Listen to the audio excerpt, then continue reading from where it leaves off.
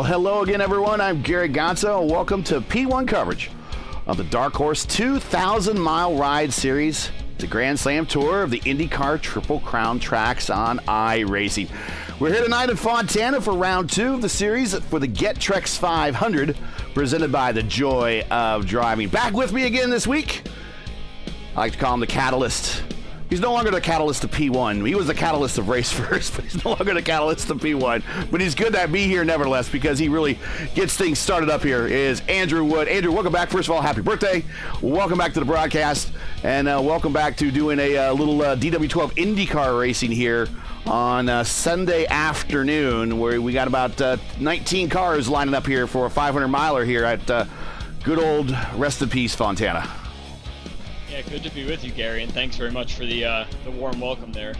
Yeah, this is such a unique series here. This little mini summer swing, the 2,000-mile ticket. Yeah, I think you had another name for it that you were trying to come up with, but it's actually a pretty cool just a visit to all the big tracks out there and really showcasing the speed that these cars have and the different people that drive these cars so often and their technique and showing off just their racecraft and the vigor of carrying this a car like the DW12 forward. Sorry, I'm tripping over my words here, but I think it's a really exciting series, and I'm unfortunately I missed the last race, and I'm sorry about that. I probably missed a good one, but I'm really happy and really excited to see what these cars are going to put on for us tonight. We'll do a real quick review of last week's race, but real quick, the rule set for tonight: 100% fuel, unlimited tires, still the one fast repair. This is really the one series that I like that these guys hate to use that fast repair. And they certainly don't abuse it. So even though this has a fast repair, do not let that taste linger in your mouth. These guys very much are responsible when it comes to using that fast repair.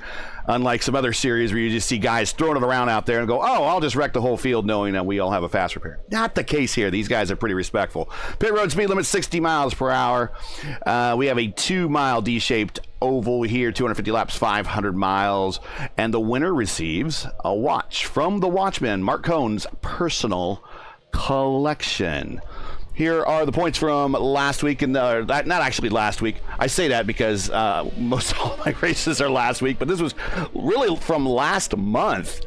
And here are the points. Here you can see them right there. Stouffer with the win last race at Michigan. Craig Forsyth, P2. Mark Murphy, P3. Peterson almost with a podium there in the 500-mile at P4. And Hysong, P5. We only had one caution for 3 laps. A very well-behaved race last trip at Michigan. But that is your standings. That's exactly how they finished. And, of course, it was a 40-1-2 with Stouffer and Forsyth on the top 2 steps and IAR in P3. Currently with 3 minutes and 50 seconds left to play here in qualifying, we are doing 2-lap average speed qualifying here at Fontana. So really, even though I'm showing you the fastest lap, that is not indicative of really how they might line up, as we're watching Jeff Hysong come to pit road to practice a green flag pit stop. And good thing he's practicing it now. That was actually a pretty exciting pit in there. That was a good catch on the camera. So, and I don't think there's Hobson. Hobson has showed up. I was wondering where he was. We saw him last on Thursday night in the ERL race that we had at Motegi. He is on the racetrack for his qualification attempt. I do have a bit of a 2-lap average, and he has not turned on anything yet. He has not turned any laps yet, so I do have a 2-lap average script that I can try to run. I think he's getting ready to take his green flag this time by. Look at him glued down to the white line. Not really going very high in the corners to arc in at all. Now he's kind of floating out high, coming off the corner exit.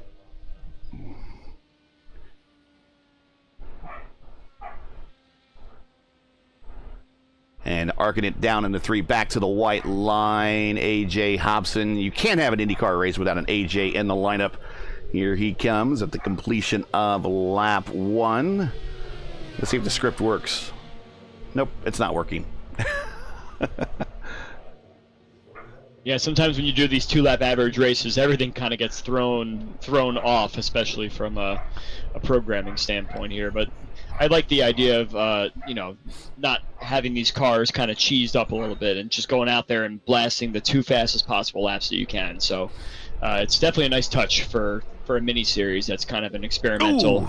Go here. Yeah, and we'll get the 2-lap average again at, let's see if it comes up again. Nope, it doesn't. We'll get 2-lap average again at Pocono, and then go back to the standard 4-lap average speed qualifying for Indianapolis.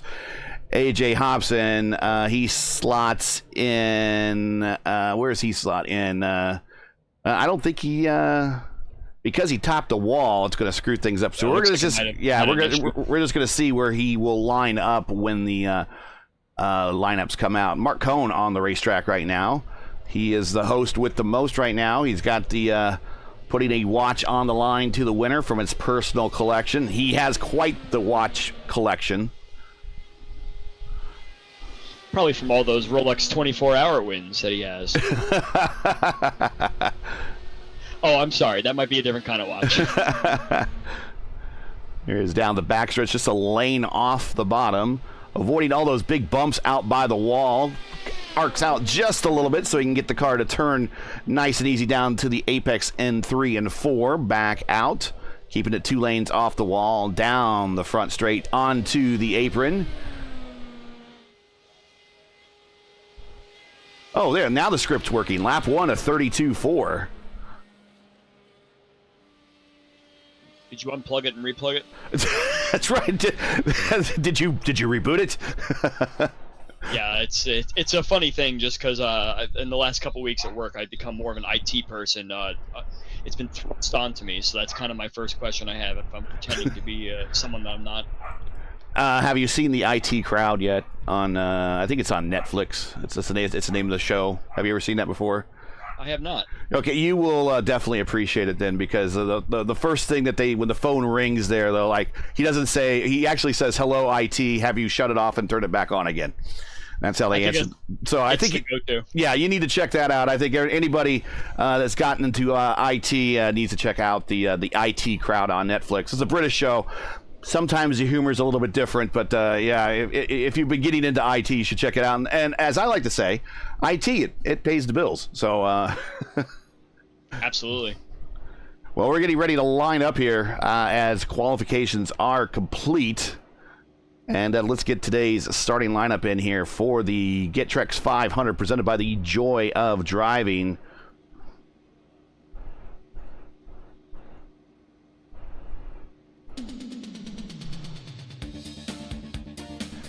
On the front row, and looks like we got some errors with the overlay, and we'll get that fixed.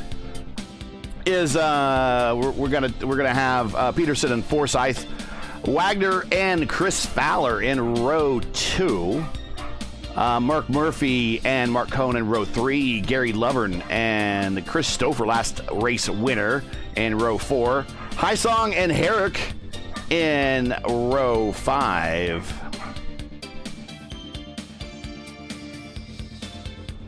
Moving on back, Rafi Eckert and Nick Wheeler in row 6.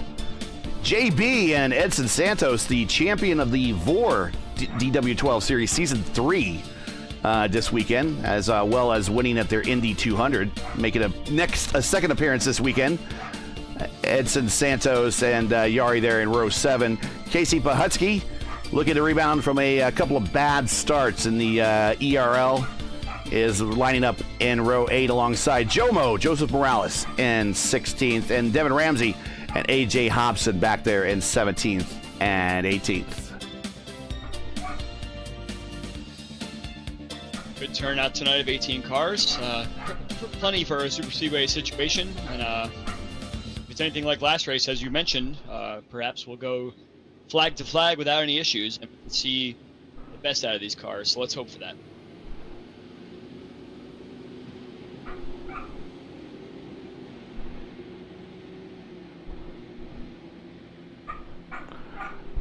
And I don't know if anyone is hearing the animal barking in the background. Apologies.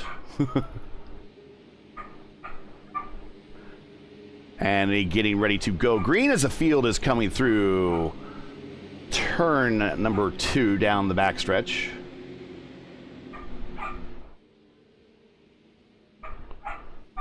And let's get rid of the tree. We don't need that quite yet. One thing I'm excited to see, Gary, as we start this race is how these drivers are going to either fight for position or immediately get into a fuel save situation, because these cars, unlike the IR18s, don't have a lot of adjustments that you can make to the car for fuel maps and everything, so it's all done with your foot. And it could mean that these guys really want to race right away and make up some spots or save a little fuel right off the bat.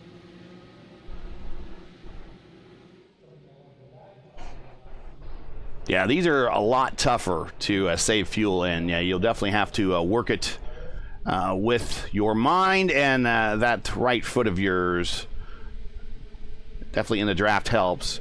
Getting ready to go green. Green flag in the air, and Eric Peterson on the pole position, getting a jump on the field. Going to keep that low line going into 1. We're already 3 wide in the backstretch, or in the mid-pack. Both the leader energy cars with A.J. Hobson on the outside going into 1. Peterson down to the bottom, shutting the door on Wagner. Wagner going to get a run on the bottom, down low. Going to go 3 wide as the Watchman's going to split the show in the middle. Oh, 3 wide, 3 lines, 3 rows deep. Come on, Gary, this is Auto Club Speedway. We could fit 5 wide if we really wanted to, but yes, 3 wide, and that answered my question. Everyone's really going for it right now. They want to pick up the spots that they may have missed from a bad qualifying session. A.J. Hobson's definitely a recipient of that, trying to jump on the outside of those leaner energy cards, as you mentioned. And right now, you see the leaders are immediately starting to defend, and we're going to probably go 3 wide into turn 3 again.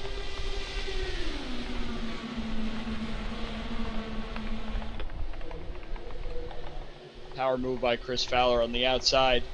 He lost a couple spots on the start, but it looks like he is going to just kind of hang out right behind Peterson. Not really. He had a bit of momentum there, but I think he just wants to sit, save maybe a teaspoon of fuel here and there, and the more you do that, the later you can run into the stint there.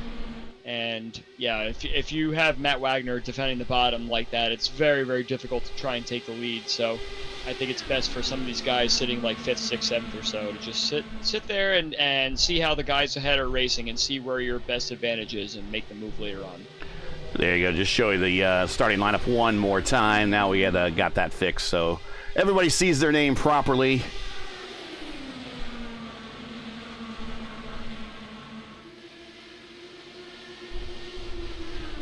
Pretty stagnant throughout much of the field here. We have A.J. Hobson that definitely picked up a few spots on that start there. He started 18th, and he's going to be fighting for the top 10 right now. I believe he just took 10th place from Yari. So you're going to see him make his way up front as he typically does. Yeah. Lovern in the wall, as well as Fowler in the wall. Kissing the wall there on corner exit of 4. Forsyth also touched it as well. Now we got to wonder if sneaks up on you. Yeah, it does, and you got to wonder now if there's any damage on Fowler. Now that doesn't look like there's much damage on Lovern. Lovern's going to be in the draft behind Forsyth. I think you mentioned Forsyth went up there and grabbed the wall a little bit, and then oh wow, wash up there right in front of AJ. I'm sure he didn't want that. He has to check up a little bit. So we got a couple of these DW12s and with now possible wall damage, not behaving very well. As long as they can stay in the draft, they can maintain pace. But as soon as they fall out of the draft, oh, Fowler clipping the apron. And as we like to say here on the program, apron bad.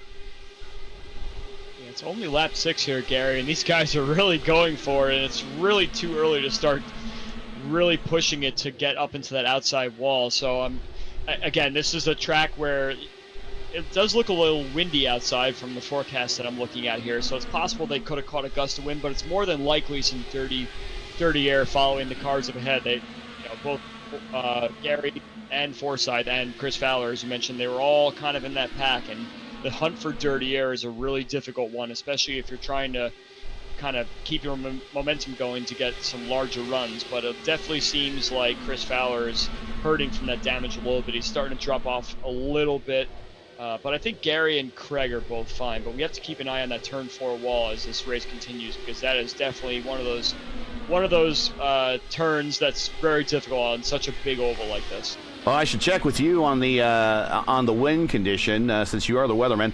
What are the wind conditions out there? We got ambient, and we have track temperature readily available at 6,700 degree track temperature. So the track temperature is kind of up there.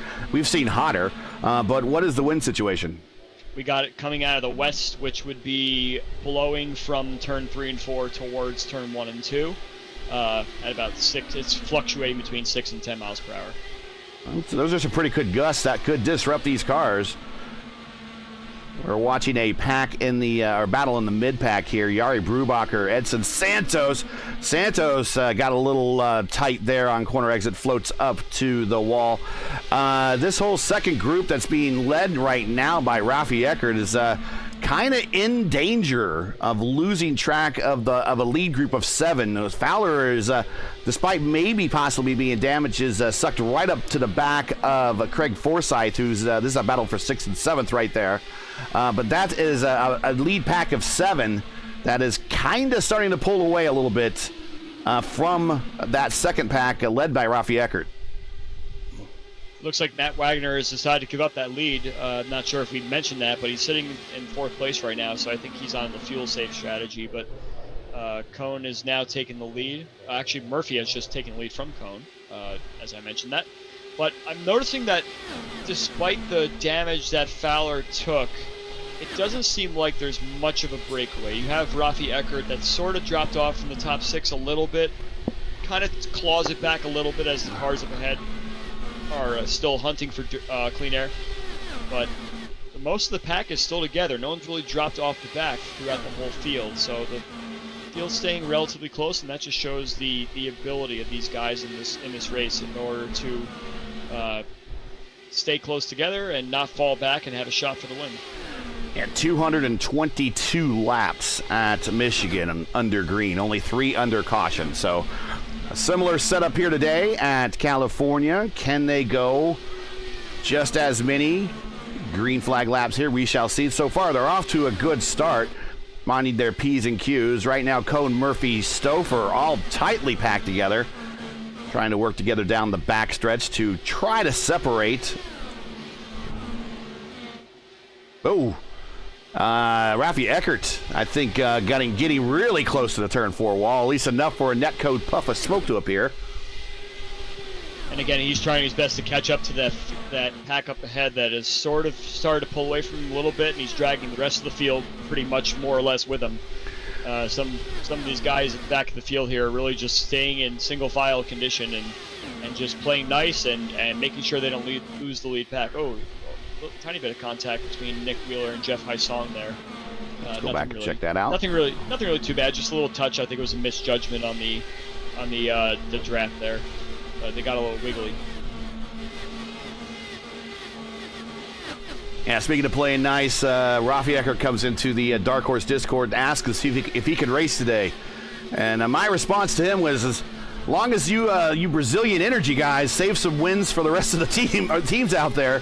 The Brazilian Energy guys have really whooped it up on the rest of these guys in the fields of the DW12.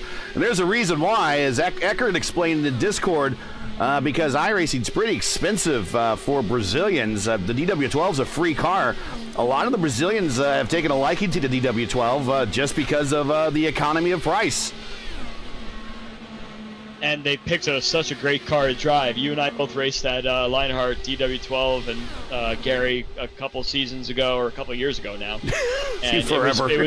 It was some of the most fun racing I've had. I didn't really race the DW12 much when I first joined iRacing. It was kind of the end of the era before the IR18, so I did about a season or 2 of official racing in it before the car switched over. But driving the car is so much fun, and it's got such a unique characteristic to it, and the fact that there is no real aid in the roll bar and weight jacker that the IR18 has really kind of puts the ability into your own hands to drive the car and stay and use the ability wisely. Greg Forsyth getting the run on the high side. He's bringing Fowler with him. Both the Leader Energy cars now are together. They are with the lead group. Rafi Eckert. Multiple times. Ooh, Stouffer might have caught the apron a little bit. A little squirrely there. Checking out this this second pack here. Now we have the top 10 is pretty much pulled away. Top 9, I should say. Rafi Eckert dragged that group up, but they left poor Yari behind, and Yari is trying to swap drafts his way with Gary Laverne and who's this? Wheeler? Oh, Ramsey, Devin Ramsey. Sorry, I got my my views mixed up here. Yeah, Devin Ramsey and Yari are trying their best to swap draft their way towards this pack again as they're starting to pull away a tiny bit. Yeah, I saw that. Just a little bit close to the wall there for Edson. He's really pushing it.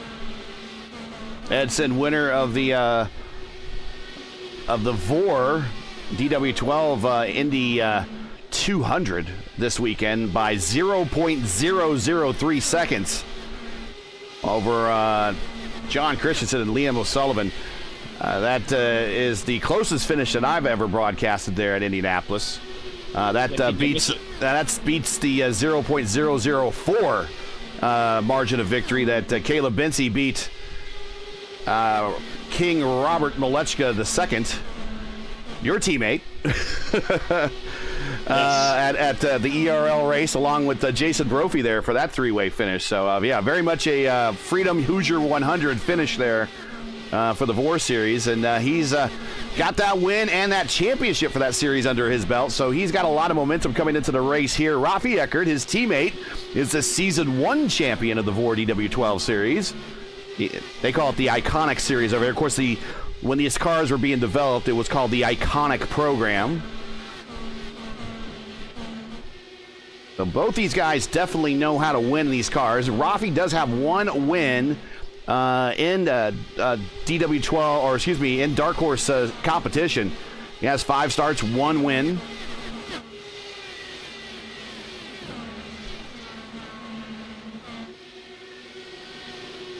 I think Devin Ramsey has finally caught the back of this pack here. The top 9 have fallen into a single file condition.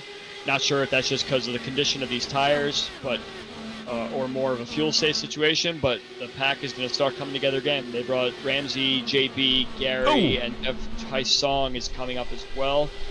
Yeah, you can see that it's definitely turned into a single file procession here. No one's really trying to push it, and I'm sure that's just as well because we're getting kind of close to thinking about what our pit stop situation is here. And it's going to be the first pit stop and the first one that puts these guys under pressure, so everyone wants to make sure that they're doing it right. So it's good to focus your brain on thinking about where your braking point's going to be, maybe warming the brakes up a little bit so you don't lock it up.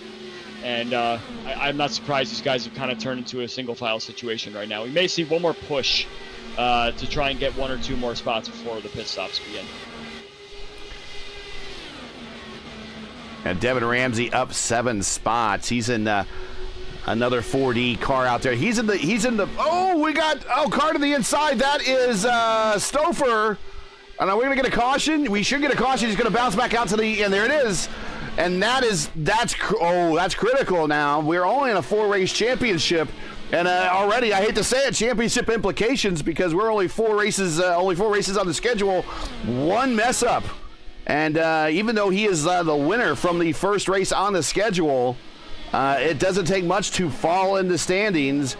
And he just got loose on corner exit. Let's check that back and give me your thoughts on what you saw there. I think you're going to see something a little bit different from your estimation there. But let's take a look. All right, let's go back here. He is right behind Mark Murphy. Maybe we get another camera angle here.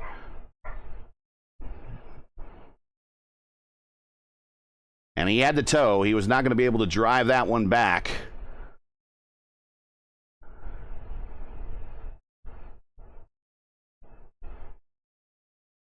Did we catch the apron a little bit? No? Oh, no. Contact. A little side check from Mark Murphy. Oh. Just as I mentioned before, with the tires starting to wear, and some of these guys may want to make a move or two before the pit stop rotation, and looks like that's exactly what Chris Stouffer was trying to do. He thought he might have had a run on the bottom side, but the tires just decided to give up, and they completely just gave up. And sure enough, there was contact there, unfortunately for Stouffer. I think it seems that there will be a fast repair used here, but you're right. There's a toe involved there, so it may take a little bit of time for Stouffer to get himself reacquainted again. But hopefully he can rejoin without losing that lap, or if he loses the lap, just get it back later on with another caution rotation. Now, I believe the league does use the lucky dog, which is nice, because if we have another caution, and he could be the first car 1 lap down or even 2 laps down and no one else is behind him, he will get one of those back. But yeah, looking at him trying to drive this thing back, yeah, his wheel is turned 180 degrees and he's still not going straight. So yeah, just go for the toe. That is a disappointing start very early on, and we were right at the cusp of pit stops. Let's get back to live television. And Jimmy Herrick is decided that he is going to stay out. I'm not sure if he missed pit road or he's just going to try to get some laps led and try some time at the front. I'm checking out Mark Murphy's pit stop to see if he had damage and or used the fast repair, but I think he got away with any damage situation there. And here comes Jim Herrick in the pit road.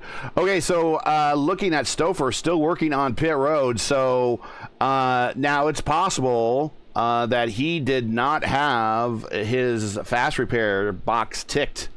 And then when you tow and you don't have it ticked, then you'll get back to the pits and they'll say, I think it gives you the whole message. It's, well, there he goes. Now he's getting worked on. So whatever damage was fixed, then the fast repair kicks in. Now he's snapped back together, goes up on the jacks, gets a new set of tires, and full fuel and away. He's going to be 3 laps down or 2 laps down. We'll see. 2 laps down as we shake this out. Yeah. I hope he barbecued something nice there. I saw a lot of smoke coming up out of that car as he was trying to figure everything out. But yeah, it looks like he's back out on track again. He's gonna try and get back into this race as best he can. And hey, you never know. These 500-mile races, anything can happen. But it seems that the behavior of these guys is very, very calm for the first probably half of the race or so before you really start to see some action later on. So Chris can only hope that some stuff gets mixed up and puts himself in a spot where he gets some lucky dogs here and there and finds himself back up front again, or at least back on the lead lap with an opportunity to get up front. But yeah, his whole mindset now is definitely going to be changing for the race of what he has to do and how he's going to race from here. Coming to green, it wouldn't be the first time someone's come back from 2 laps down to get himself back into contention in a 500-miler. Of course, we have Jacques Villeneuve and the 1995 Indianapolis 500. And then I worked a broadcast over on the ERL for one of their Pocono 500s, and Jason Brophy came back from 2 laps down to win their 500-mile race. So I've seen it in the real world. I've seen it virtually, and I see the green flag back out on the racetrack.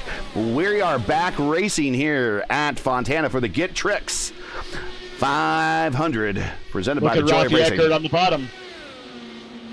Looks like there was a little bit of a checkup from the cars up ahead of him. He took it 3 wide. He's passed 3 cars already. Should be up to P8 by now. After that maneuver, and he's going to be trying to set up. Who is this? Laverne, Gary Laverne, perhaps.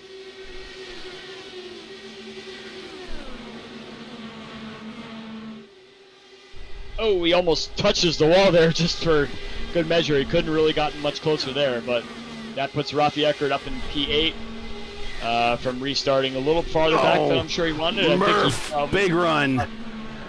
Probably had a bit of a bad pit stop there. I would imagine that put him there, but yeah, already you see that the top 5 is completely gapped the rest of the field, and it's time for these guys to start figuring it out and working it together to see how they can pick up these spots again.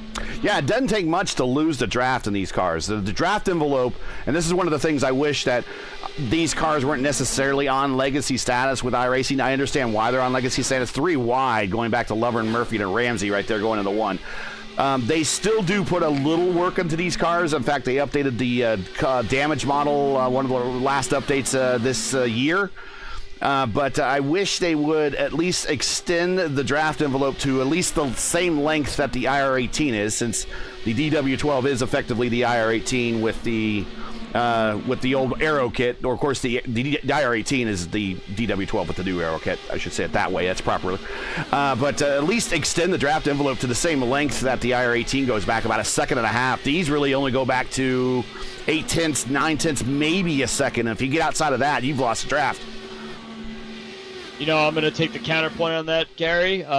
You know, in terms of good racing, yes, perhaps, but you know, it's how these cars race, obviously. So if the draft envelope is a little bit smaller in these cars, everyone from the back of the field wants more to get the draft right away. But if you're leading and you're able to pull out that 1 second gap, and you can just sit back and say, okay, I'm not being caught by the car behind. True enough. I guess it depends on what side of the field you're on. Are you at the front where you're able to pull away, or are you in the back where you really want to try and snip that draft? Because I know I've been on both sides of that before. Well, the one thing I think everybody, I don't want to say everybody, because then you're going to be the heel to my babyface comment there. I'd like to see the tools enabled for this car, but I mean, you talked about it, how you like driving this car because they don't have the tools. Of course, if you do want the tools, you can drive open setup. The tools are available to you in open setup, but very few people do open setup in these cars anymore. Not an awful lot of open setup still available out there. Plus, I think the tire model on these is a 1 or 2 models behind what the IR18 currently is. But it's I think it's 2, yeah. Yeah, they've changed the tire model on these cars from what they used to race on before back in its heyday. So even those open setups that you might find probably aren't any good anymore. So if someone wants to put a lot of development into open setups on these things, you might be looking at some interest by some people. Well, the only thing I'd say about that is that we have an open setup league for the IR05, which is the car before this one. Yeah. So there's people that are putting in setups for two iterations of this car ago. Yeah, the CIS. Long-running series. I think they're on their 8th or 9th season now, so... I was talking with one of their admins, see if we can't get them on P1, but I'm not sure we're going to be able to pull that one off. They're getting pretty good coverage from where they're at right now, but can't have all the IndyCar leagues on P1 all in the same place. But it'd be nice. We've cycled through quite a few broadcasters in that series, so don't give up. Looking at, since we're talking about the draft envelope, as you can see, what do you see here, Gary? You see that P6 and that group has slowly started to chip away at that group up ahead, and that's done by the great swap drafting abilities of Murphy and Gary Laverne, and they're bringing the entire field up with them. So we're about to see the whole field spread out by about 3 seconds or so. Oh, you saw it too, Eckert and Ramsey. We saw that. We saw that developing from a mile away, didn't we? It's like, hold your breath, boys. Also involved in there is Chris Stouffer, but he is 2 laps down. So he's back there kind of just riding this out now with one of his teammates, as his team owner, Jimmy Herrick, right behind him. I don't know what should Stouffer do. If you're in his spot, do you just kind of chill out back there? You've used your fast repair. You got a long ways to go. Do you save fuel and try to go as long as possible, and then hope when there's a pit stop that you're made up your couple of laps, and then a caution occurs, and that's allowing you to get back on the lead lap? I mean, how do you strategize being 2 laps down at this point? Yeah, I think it depends on what is happening around you. If it's an obvious fuel save where everybody's really doing the big lift and everything, you want to get to the front, and you want to be out front just in case of a caution. You get all that track position back, but I don't think these guys are doing any fuel save at all. So there's contact right there, and that is Edson Santos and Chris Stouffer, and that is day done for Stouffer. Wow, that was quick. That was a tough one. And we were riding with Stouffer when it happened. Let's go back and take a look at that. That came rather quickly and rather shockingly. They're racing each other now. Stouffer, I think when we joined him on the in-car, he got really close enough to the wall where Netcode executed the you made a wall contact sound. Actually, he might have. It's really close. Then he gets a run on Santos in front of him. Comes to the inside, and not sure exactly what happened here. Let's watch again.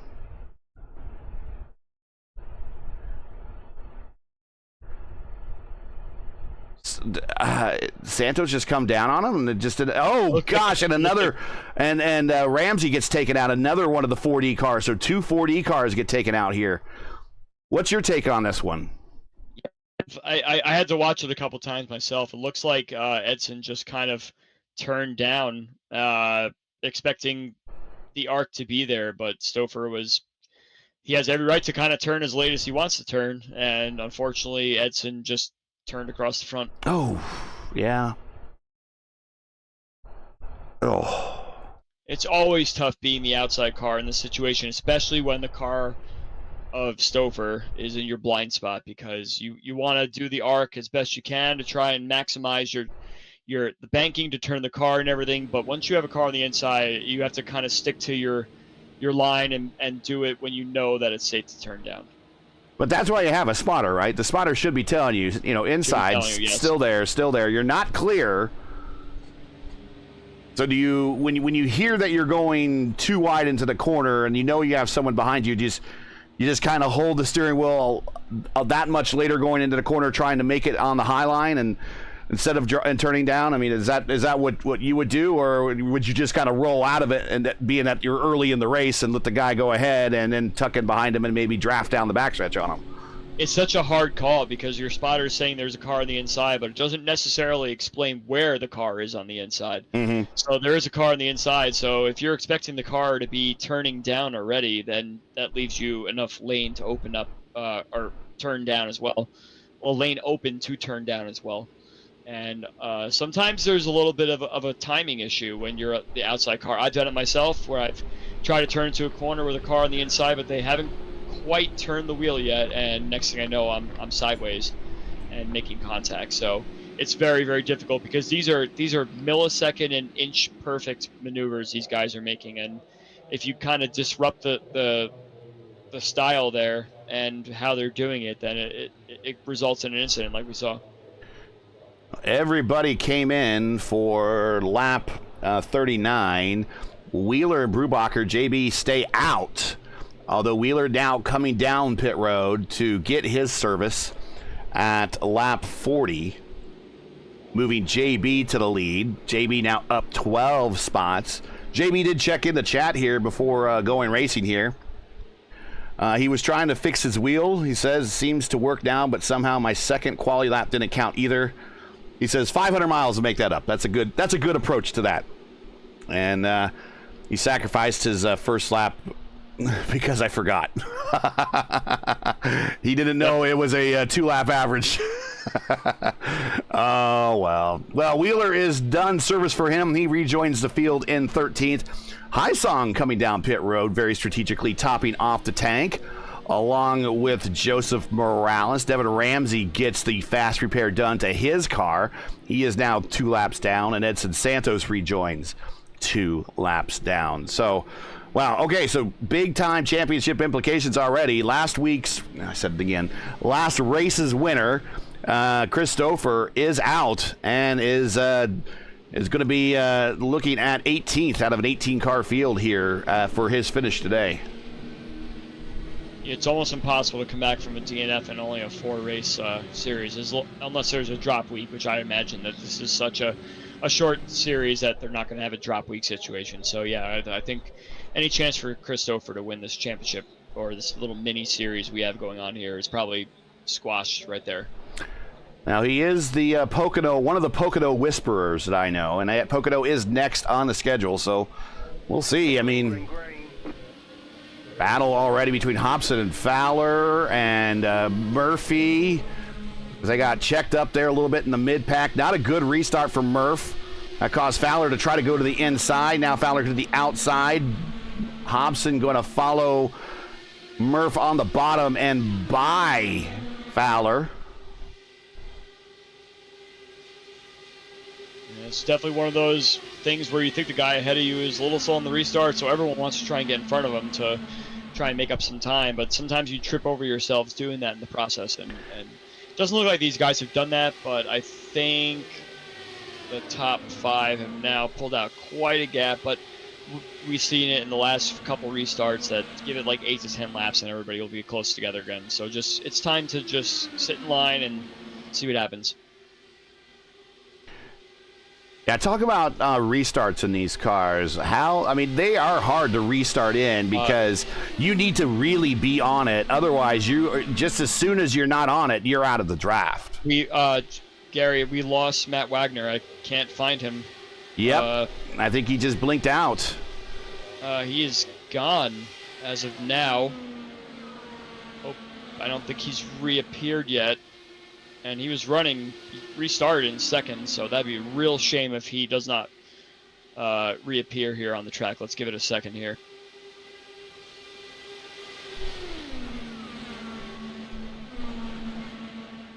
I don't think he's coming. I think he's dropped, and that's very unfortunate for Matt Wagner, who was running up front for much of this race here. But sorry, Gary, I totally was not paying attention to anything you asked me there. Can you start over again?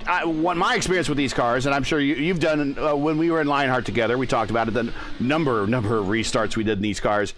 If you're not on it, and somehow the guy in front of you is not on it and checks up a little bit, as soon as you're out of the draft, it could be just as quick as missing your restart point, not hitting the pedal immediately, just as quick as doing that, you're out of the draft. It's so important to ensure that you get a good restart. It's very difficult to do because you kind of have to take an average of where everybody restarts, which could be good or bad.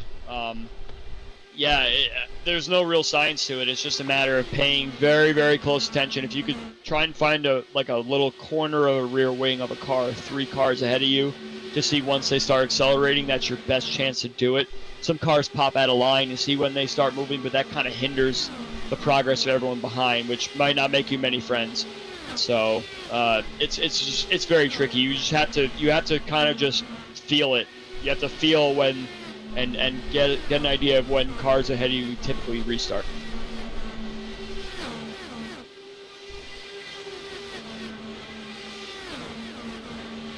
Watching a battle back here between both the green cars in this field. Hobson and Fowler side by side for the better part of the last 2 laps. Not helping them maintain pace with that group in front of them. They're now following about 2 seconds back.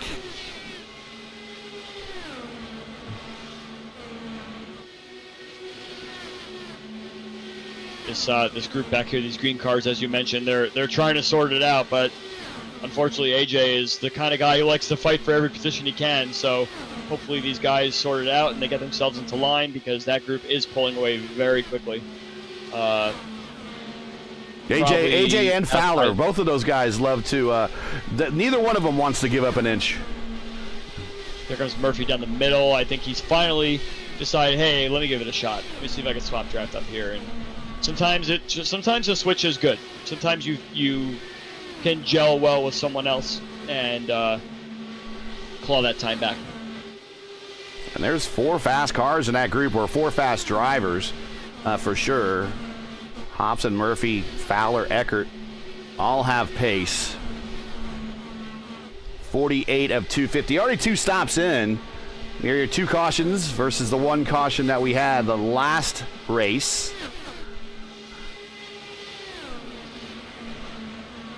Hobson has pinned himself to the bottom line here, and I don't know if he's playing the swap draft game or if he's just trying to make the shortest way around the track, but these guys are definitely losing pace to the cars up ahead. They did 33, mid to high 33s last time when the leaders are doing low 33s, so they're going to continue to lose time unless they really organize themselves into some swap draft routine here. Of course, Fontana, the 2-mile oval, not in existence anymore. It has been bulldozed. But it is the home of the world's fastest lap by an IndyCar. Set, 24 years ago by Gilda Farron. He turned We a were lap just of, kids. 241.428 miles per hour while qualifying for that car race there that year. And that remains the world record to this date. Looks like Murphy ran faster than the leaders that lap, so they're clawing back time little by little. Does not seem the swap draft really is faster. I think just because those cars up ahead have settled into a single file situation, they're losing time little by little to Murphy behind them, and I think he'll continue to claw that back as it seems that his single car pace is actually faster than the leaders that are in a line there. Just shows that Murph definitely has He likes these cars. single lap pace, and he's quicker. So if he gets to the front, he could lead this pack and lead them very quickly. And not only is the fastest IndyCar lap ever turned here, and the world record, closed course record, turned here, but the fastest 400-mile IndyCar race was held here. Also, this was set back in 2003.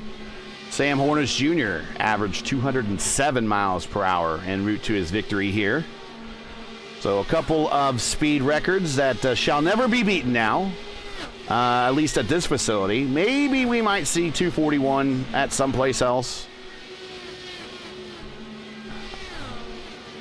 But some of those speed records, these IndyCar speed records, have been around forever. I mean, the Indianapolis Motor Speedway record back in '96, the closed course record back in 2000, and I mean, normally every year back in the 80s and 90s, the cars got quicker and faster every year, and you were kind of expecting, new track records every year. It's been it's this drought of track records, at least at the super speedways, is kind of indicative of where the speed in these cars have gone over the years. I always kind of circle 2000 on the calendar there as where speed and technology met each other. Since then, the technology's gone up in these cars, but the speed has gone down. It definitely seems like one of those things where the cars are going to get faster and faster, but it's going to hit a point where speed tops off, and you're not going to get those records anymore. But I hope that we do see some lap records. We're getting very close in the real-life Indy 500. The Indianapolis Motor Speedway track record was very, very close to being beaten this year. The 4-lap average was beaten this year by Scott McLaughlin. Yeah, the pole average was beaten, and the pole speed, the single lap pole speed was beaten, but the single lap record and the 4-lap record still held by Ari Lida. People don't understand. It's people like, how can he have the record, but the pole record's not the record? Old IndyCar, old USAC qualifying procedures back in the day. Don't worry about it. It's tough to explain, but yeah, they're getting closer. They're within 3 miles per hour, but they really need to. And I don't think they're gonna. I'm not sure when they're gonna find that 3 miles per hour, especially with these cars getting heavier. And I don't really see the hybrid making them that much faster. Although they were faster at Iowa, they did set a new track record at Iowa. Yes, they did. That was part of the repave, I believe. Yeah, and I think the repave. Indy hasn't been repaved since '96, so I don't know. Maybe it's due, but everyone says that they take really good care of the facility. It does suffer through some pretty wicked Indiana winters. That does not help a track record situation whatsoever. No, there, Gary. Nope. But this Fontana track, through the course of its history, never once got repaved. And you can kind of tell when you watch these cars go down the backstretch, especially up against the wall going into 3, watch them hit those bumps. It's very bumpy down there. And Cohn is starting to pull away a little bit from Peterson by about 0.3. It looks like that this pack back here from P6 backwards are still trying to figure out how to close in on the pack up ahead. We have Rafi Eckert now that's jumped up to the front with Chris Fowler, and they've been racing pretty hard with each other. They're doing low 33s right now, which is a little bit faster than the leaders, but you're right, Mark Cohn seems to be pulling out a tiny bit, little by little, on Eric Peterson. But I believe Peterson's still in the draft range here, where he is not losing the leader too much. And Brubacher in the shadow. Well, now as I say that, he goes to the inside. It's going to pass Forsyth. I thought for a second there that Brubacher was just kind of ride it out behind Forsyth. If there's one driver on this track that I know that is saving fuel, it's Craig Forsyth. These cars pit around lap 40 or so, so we're going to be looking around the lap 68, 69, 70 region for our next bit of pit stops, and hopefully we get some green flag pit stops here in order to really put a challenge to these guys, and we're really going to see the field split up a little bit, I believe, during these green flag stops, and maybe that'll give an opportunity for Eckert and Fowler and the second group here to pick up the pace and perhaps maybe steal a spot or two for the next stint. Well, if you enjoy P1's coverage of the Dark Horse 2,000-mile ride series, respect the stream, please do us a solid. Make sure you support us by subscribing. And while you're at it, don't forget to smash like and click the bell so don't miss out on future P1 iRacing broadcasts. And we see Murph now catching up to Craig Forsyth. He has now caught this group. He's going to go underneath him. Now, Craig's going to have the run on the high side, so maybe Murph just tucks right back in. But we got a lot of events here planned on P1 coming up very shortly. Of course, all of the IndyCar Oval Series coverage that is currently on ERN will move to P1 starting next season. And then, of course, we will have the start of the NASR, IndyCar Oval Series, on Wednesdays in September. We expect the restart of the Dark Horse DW12 Season 8 coming up here sometime later this season. The Formula Indy Series in December. So a lot of planned coverage here on P1 as we begin to grow the new channel. Thanks for joining us. But the best thing you can do, since we are a new channel, just subscribe to the channel, would you? That's the easiest thing you could do for us right now. 63 of 250 in the books, and now we have a new challenger in this group of 5. Murph has caught him.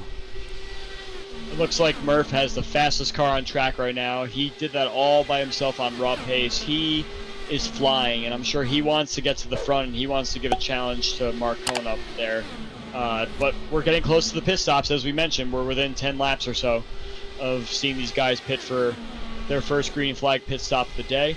And it's going to be incumbent on these guys to figure out what they got to do to be the fastest in, the fastest on the lane, and the fastest out. Yeah, I got the last lap speeds up on the tree right now. Murphy 2:17 flat that time by. Everyone else in front of him are 2:16s, except for Brubacher, who stayed out. So he's lighter, and actually, yeah, he did. He pitted on lap 26, so Brubacher's lighter, so he's a little bit faster at the moment. But he's going to have to come to pit road here real shortly. He has 39 laps. Coming in next lap. Next lap, 39 laps of his current stint, so he has gone as long as he can. He was kind of hoping for another caution. It just never came. And now while they're racing up there in this group of cars, the Eckert and Fowler have pulled their cars into this battle as well. So we're going to watch JB bring his car gingerly from the 14th degree of banking onto the apron, slow it down before he gets to those cones. And he does. And he's on pit road, and now he going to make it into his pit stall. It's going to be one of the first ones he gets to because he started towards the rear. Big move by Rafi Eckert in turn 1 and 2. He got by 3 cars in turn 1, and he's going for, is this Murph here in P2? Yes, it looks like he is going to be going for P2. Mark Cohn has gapped the field. He is about a second ahead right now. Rafi Eckert really pushing it. It comes very close, and his car is fast. Murph's car is fast. They're going to track down Mark Cohn in no time. Yeah, 2:18 for Eckert that lap. Purple lap is Forsyth, though, set earlier in the race, a 32.7. But Eckert seems to be the best way for him to run down is he seems to be unwinding that wheel earlier and earlier and earlier and earlier to the point that he's unwinding it to the point to the last second. He's coming right up against that wall. I do want to mention as well that Matt Wagner has rejoined the race. He is 6 laps down right now. He is about maybe half a straightaway ahead of Mark Cohn. He rejoined quite a bit close to the leader. So Matt Wagner's car is actually pretty fast as well, but unfortunately for him, he had that disconnection issue. So his day is more than likely done unless there's some act of God to back into the series again. But he's out there wheeling the car, and he's trying to collect points. Yes, you never know what happens later in the race. And he's also a teammate to Cone and Murphy, so may be able to lend a hand if he can, certainly to Cone, if he could reach him. But I think Cone is going to hit pit road before he can. 30 laps in for all these drivers up through the top 11 at the moment into this stint. Haisong is 29 laps along with Jomo. Morales and Wheeler, they all went 29. They all stopped on that right before going green, topped off. Might not, again, topping off, being that far back in the pack, not a bad idea, especially when a caution comes out and you're still on the racetrack.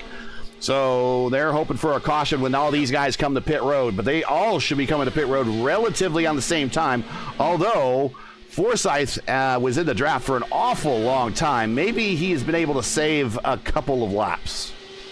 I imagine in the next 5 or so laps here, we're going to start seeing these guys peel off. I thought it was a little bit shorter of a fuel window than it really was, especially seeing how far Yari went on his stint there. It looks like probably before lap 80, we're going to see these cars come down pit road. But you can see that the field is really stretched out now. They're all very much single file. Craig Forsyth is kind of right up on the back of Chris Fowler here, and I believe that he is, you're right, he has saved quite a bit of fuel, and now he's probably burning a little bit of fuel in order to put the battle to Chris Fowler so he can try and pick up a little bit of space here, because he's fallen back quite a bit now from Mark Cohn. He's about 2.1 seconds behind the leader, and that's not really going to be helpful if you're trying to maintain some sort of close quarters with these guys for this race.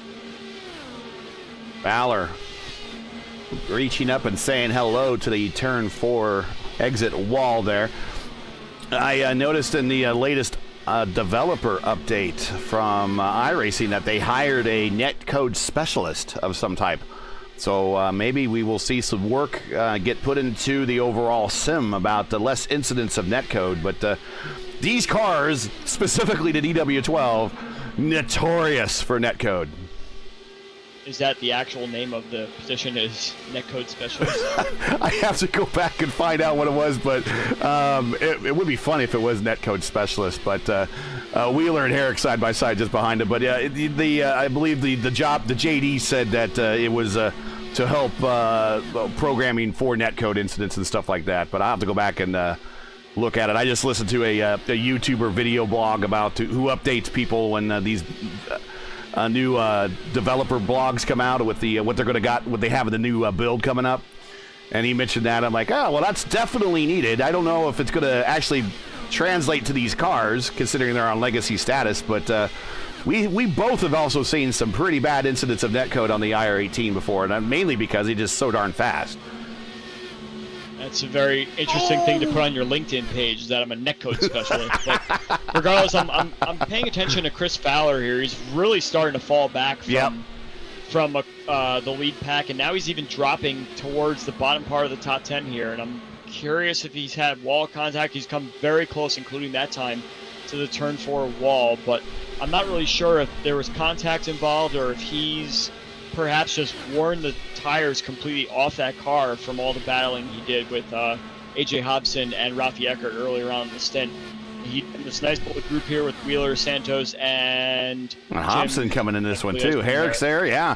Hobson sneaking into there as all their paces are kind of bringing them all together now. I believe Herrick's coming in this lap. Forsyth might be. Nope, I thought Forsyth was on pit road. Let's see if Herrick makes the turn. Herrick is on the turn there.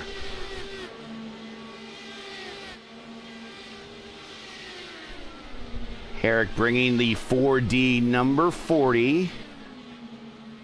Jim typically numbers his cars 20, 40, 60 if he can. I think he models them kind of after the old Pat Patrick numbering system.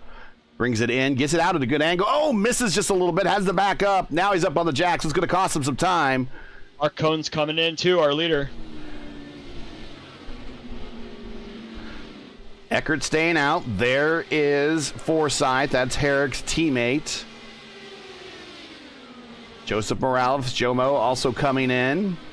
So this is 36 laps that these cars can make on a full tank. So now you got to start thinking about counting backwards, especially after we get around the lap 100 area. So it's time to start figuring out what your pit stops are going to be for the rest of the race. And I'm sure that there's a lot of math going on for any crew chiefs or anyone that's spotting or watching for these drivers.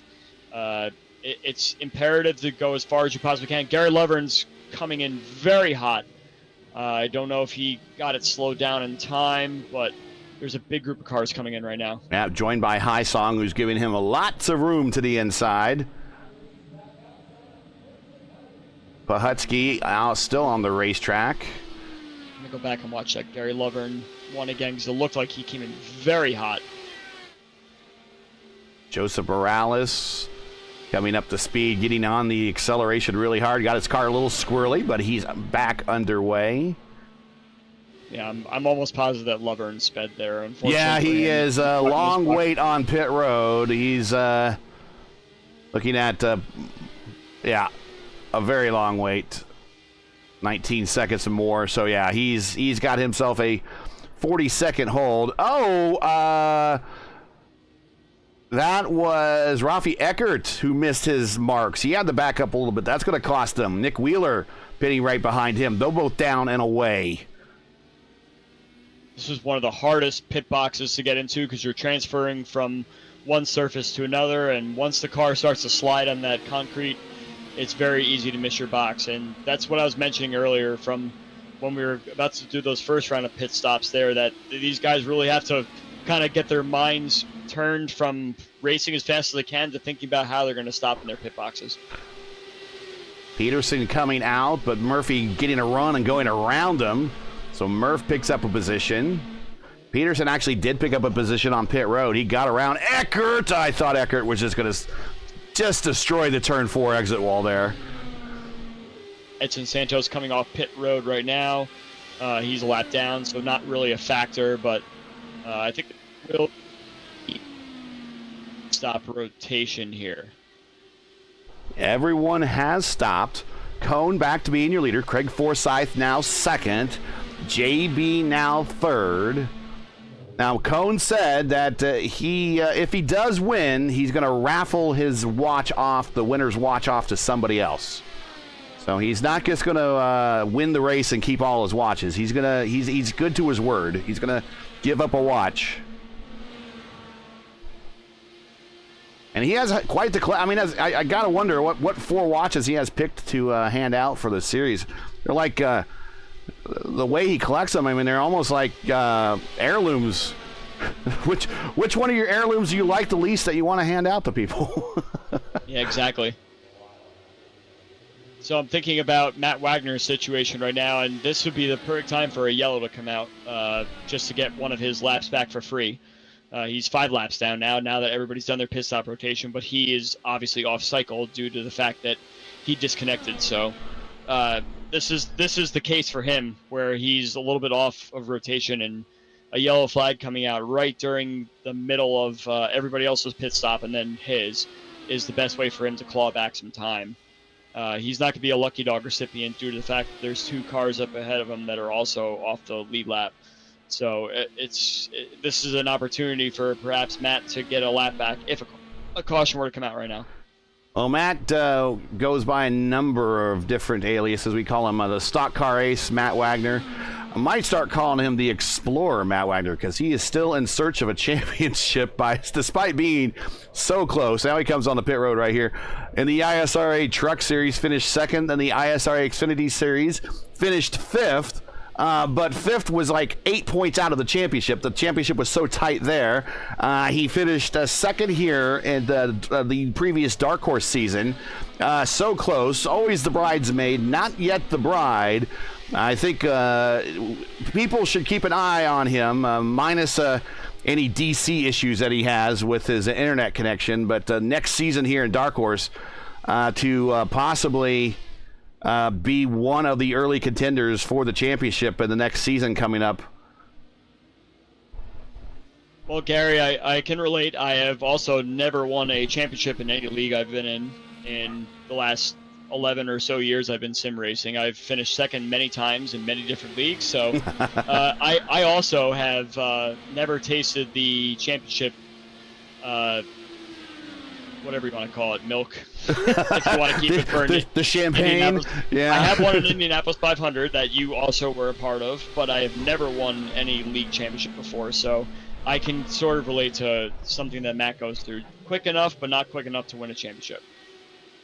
I have won one, and it happened so long ago.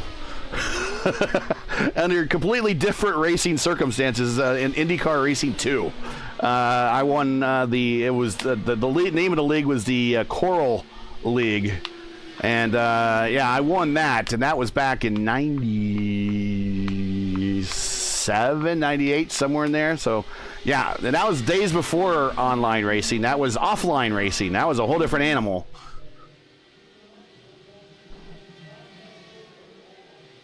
It's so hard to put a championship run together for anybody, really. Edson Santos collects the wall a little bit.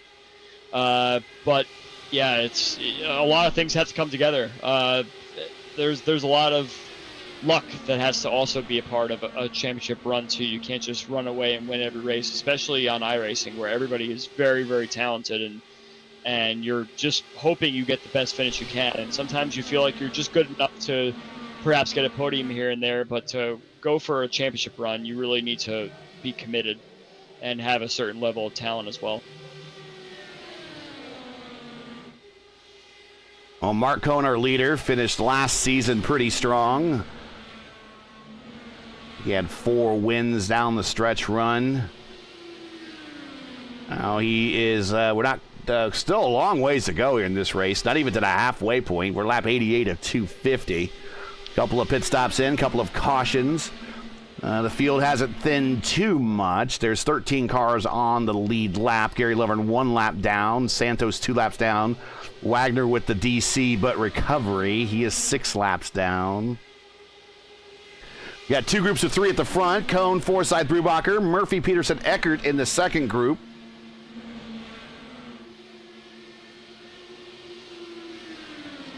Second group definitely has more possibilities for some people to tag on to the back here. You see that Nick Wheeler and Fritz Fowler are both relatively close to this pack here, so I think that they're going to probably tag on to them, but this pack actually is going a little bit faster per lap than the leaders. I believe, let's see, the leaders pack are doing about 33 threes, and this pack here also doing 33 threes, but a little bit faster, so little by little, these guys will start to close in on that front pack. But Wheeler in the wall to the inside in the runoff area, which used to be all grassy, recovers, but loses 2 spots, 3 spots. Whoa!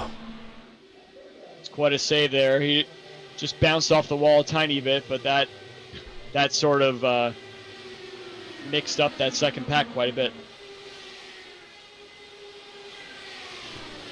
I was just Wheeler was right off the back of the second pack. Sorry. Yeah, I was just getting ready to highlight Wheeler and say next weekend he should be part of the lineup of the next Sunday race that we'll be covering here on P1. It's going to be the second recruitment race for the NASR Indy Oval Series. Nick finished on the podium for their first recruitment race at Kansas. And, synchronized smashing of walls. Him and Herrick through the grass. That's just what happens when you just kind of you're following that car in front of you too precisely. And right up in front of Isong. Isong had to check up a little bit. But I think that's when you kind of get into that trance when you're following that car too precisely in front of you, and you just follow them right up into the wall. Doing a quick weather check right now. It looks like yes, we still have that gusty westerly wind. It's fluctuating between 7 to 10 miles per hour. So, yeah, and you're following in the dirty air there too, and that turn 4 wall is so easy to just kind of miss your turn in, and then the mid corner of the car starts to wash up a tiny bit. So, not surprising that these guys are having some difficulty down there, especially if you're following a car right up ahead. It's not just a matter of following the car into the wall; it's that the car actually, well, the first car obviously hits the wall, but the second car simply just can't turn to avoid it.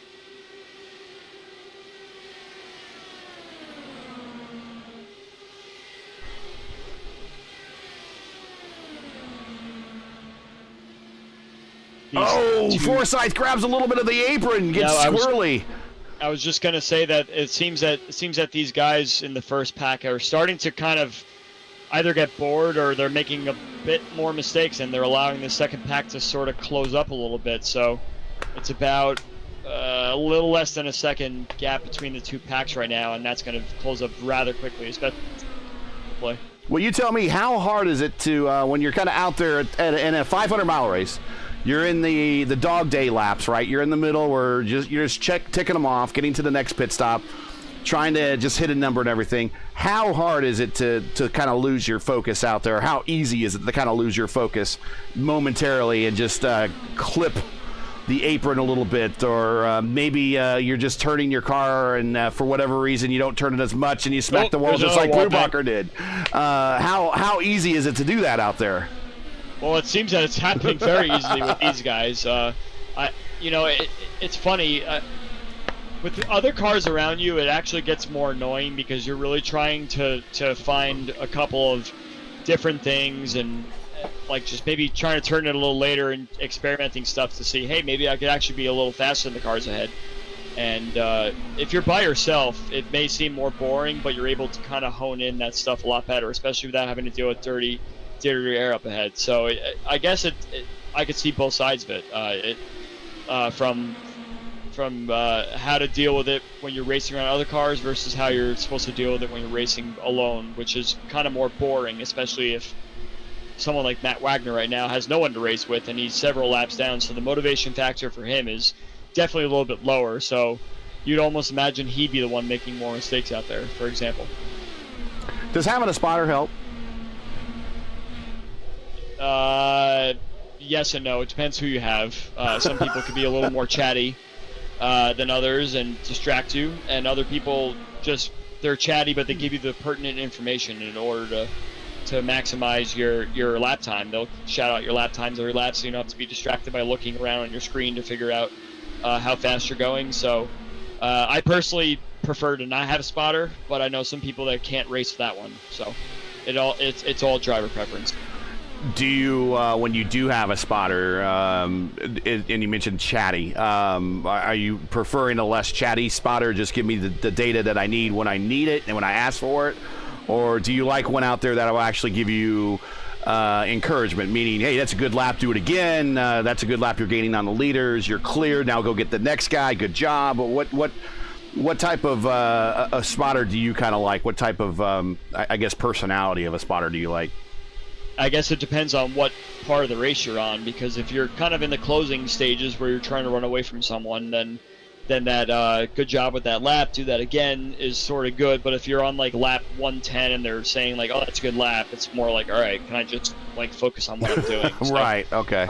It definitely depends on what stage of the race you're on, what position you're in, and how much information you feel is necessary to hear, because sometimes a spotter is just good to keep you company too. Like a Matt Wagner right now would, if I were him, I would want someone just to be there to hang out with me and just get me through this race.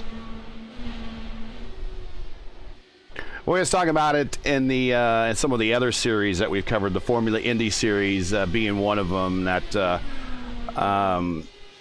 there's the series champion over there.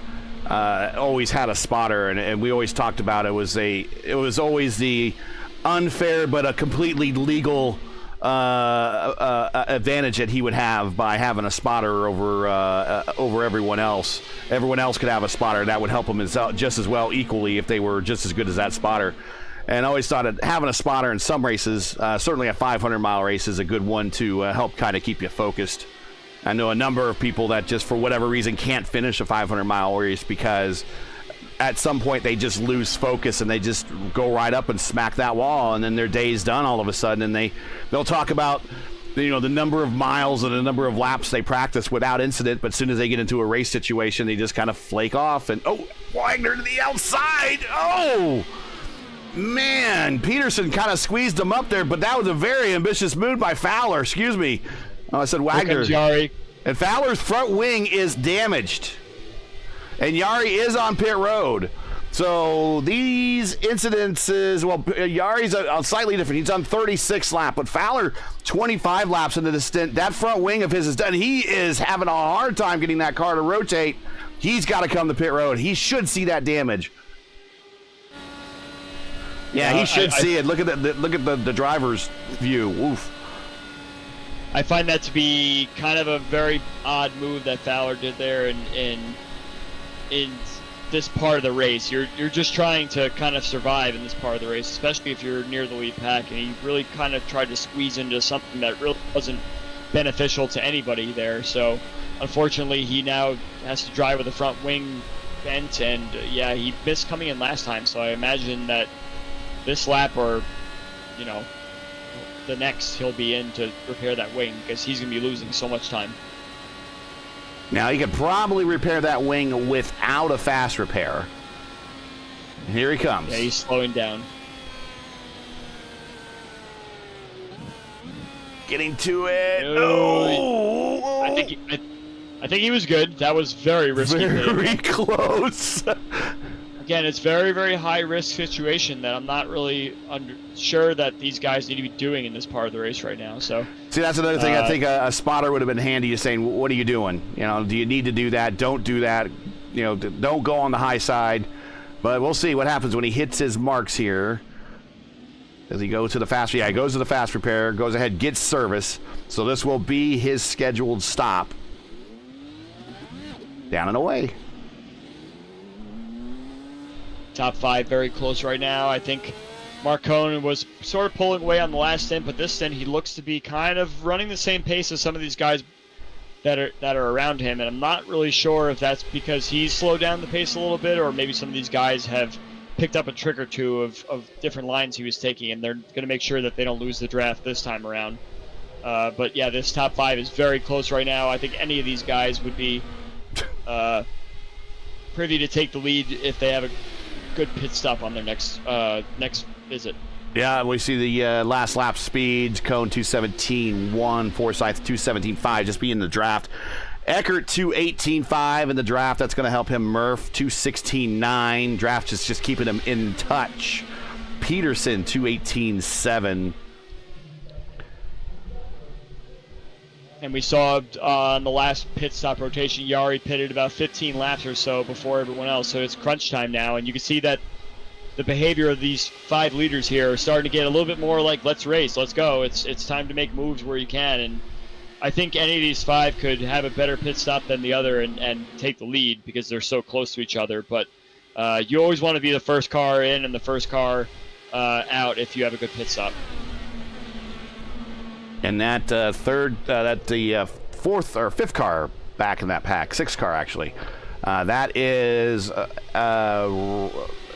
Edson Santos. He is currently 2 laps down, but he definitely has pace, and he's going to stick with that lead group. But he had an incident earlier which caused them to tow and execute the fast repair. Ooh, very close racing between Casey Bahutsky and AJ Hobson. They got very, very close to each other. Watching at the it exit now. of turn 2. Yeah, that they gave each other a wide berth on the exit of the corner. Casey's going to wash up the track again, but I think AJ is just going to let him go in this instance. Casey's going to stay low down the front straightaway. AJ's going to get some draft. Wheeler's kind of watching it with some popcorn from behind, but anywhere you go in this field, there's all sorts of battling going on, but you could definitely see that the top 5 has pulled quite the gap on the rest of the field because Bahutsky and Hobson are about, 4 seconds back? Bahutsky and Hobson in proper DW12 liveries from the era. Bahutsky in that Schmidt-Peterson Aero livery that was driven by Hinch. And then also... Very close. Wow, look at the leaders. They're side by side. Going up front, we're going to ride with Rafi Eckert. It looks like that there was almost contact between Cohn and Eckert on 3 separate occasions down the front straightaway there, but they managed to get out. Eckert very close to the wall, but Cohn is going to take it. Cohn's going to, he's like, you know what, I'm going to throw a block on you here. Or not necessarily throw a block, throw a defense. It's almost pit stop time. It's time to make moves and get to the front. Forsyth kind of relinquished that to Eckert, but I think Eckert wants to lead this race right now. But again, I think Murphy has the fastest car in this top pack here. So he's not quite showing it yet, but with one good pit stop, he could probably pull away from this field. Side by side again, Eckert and Cone very close to turn 1. But look at Edson Santos here. He is, what, 1 lap down, right? Or he's 2 laps down. So if he can get to the front, he can get one of his laps back. Yeah. Oh, that high side. Banging each other. Yeah, high side Cone was not giving Eckert any inches whatsoever there. Of course, Cone in a throwback livery. That's 19. I think that's 1977 Tom Sneva. On most tracks, especially these 1.5 mile ovals, the high line really works to get around, but on such a big oval like this, you're adding so much distance by going on the high side that the line that Eckert's taking really does not prove fruitful as we see Cones coming in. And I believe Forsyth did tap the wall there. Down. Okay, gets to the cone, slows down. Now, a long run down pit road to his stall. He needs to hit the marks perfectly. He's got another 2-3 stops ahead of him at least. Bahutsky on pit road. Looks like he's there for a long hold. Not sure what happened to him. Jomo comes in. He slides into his stall, but he hits the marks. Cone down and away. I'm watching the front of this pack here, and they've spread back out to single file, so they're back to doing low 33s again. Craig Forsyth 32.9, Rafi Eckert 32.8. They are going very fast right now, so Cone really needs to latch onto the back of somebody here. I believe Jim Herrick and Jeff Heisong are in right now.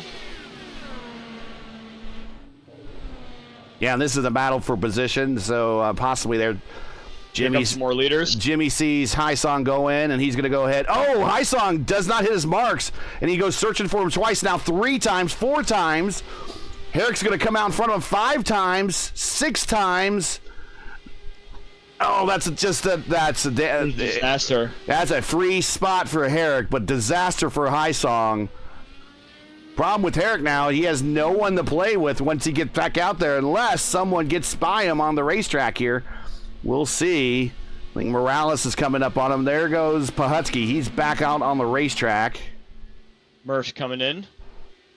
Eckert stays out another lap, so he has extended this, and he's running the best laps of anybody in the front right now. So if Eckert has a clean pit stop, he has the lead, and he has it by quite a margin.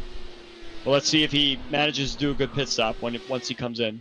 And his teammates right behind him. Could be a wingman if he needs to. There we just see down the backstretch, Forsyth Peterson coming up to speed. JB getting a run around Forsyth there. Edmonds out of control entering the pit lane. Oh, he somehow manages to avoid Rafi coming in, but that could have been disaster if Edson got a little bit squirrely and ran back to his teammate. Hang on, boys. We're just watching the replay of it. Oh, there it is. It looked a lot more out of control in live action, but under replay, it doesn't look that dangerous. But I'm sure it was I think Rafi, did he miss his stall or miss his marks? That's twice this race he's done that. So that any advantage he might have had on the racetrack, he might have just given up, and now his teammate's in front of him. So at least his teammate's going to be there to pull him, but he spent more time on pit road than he really wanted to. And Mark Cohn's going to take this lead. Easily. Man, we're talking inches and inches here. It looks like, honestly, it seems that Edson Santos, the car that's 2 laps down, had the best pit stop out of all of them. Perhaps not as good as Cohn, but he jumped 3 of the cars that he was sitting behind during the last green flag rotation there. Go ahead. I'm going to ask a question. We have a monster pack that is formed now at the front of this field. Yeah. We have about 9 cars that are sitting on the front straightaway that have all seemed to find each other. So we're at the stage of the race now. We're reaching halfway. People have kind of figured out everyone's driving style, and now it's a matter of who's going to lead it. And this looks like a restart almost, Gary. It looks like that everybody's very close together, and it's not something that I would have expected after this last pit stop. Forsyth to the lead now. He's going to bring Santos with him. So let me ask you, put yourself in Santos' position. You're wanting that lap back, but now you're racing with the leaders. How hard do you race up there? Because you want to get your lap back, but you don't also want to be the guy that causes everybody to wreck up there. It looked a little bit more promising to get his lap back when he left the pit road, but now he's kind of sat right in the middle of that grouping there. I would say give it a shot. Give it a try to see if you could find some clean air to get yourself. Yuri in the wall, and Yuri's going to go down pit road sideways. Maybe he actually got down to the pit road speed limit. We'll see. But that's going to probably be not a free pit stop, I guess. Yeah, and a day ending. He's 17 laps into his stint. So he's going to go off schedule again. And he's going to execute the fast repair because he's got some damage on the ad blocker on the side of his car there. And down and away, not going to execute the fast repair. I mean, there's ways to go off strategy, but that's definitely a unique one. Double off strategy move here by JB. And he will lose a lap here. He's already lost the lap. So unfortunate for him, but now he's pretty much on the opposite pit strategy. So it's possible for him to get something back if he plays his cards right. Speaking of cards, good segue. So if just want to point out that I got tonight's sponsor that I need to read about here real quick. Tonight's race coverage has been brought to you by GETTRX, the fastest name in credit card processing. GETTRX should be the only stop for a business owner, regardless of size, for their credit card processing needs. Get GETTRX or visit GETTRX.com/win. So that's GETTRX.com/win to learn more how you can increase the money in your pocket by decreasing your credit card fees.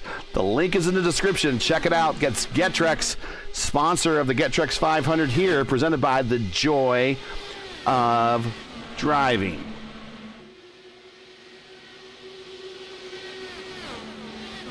And of course, The Joy of Driving is Mark Cohn's channel.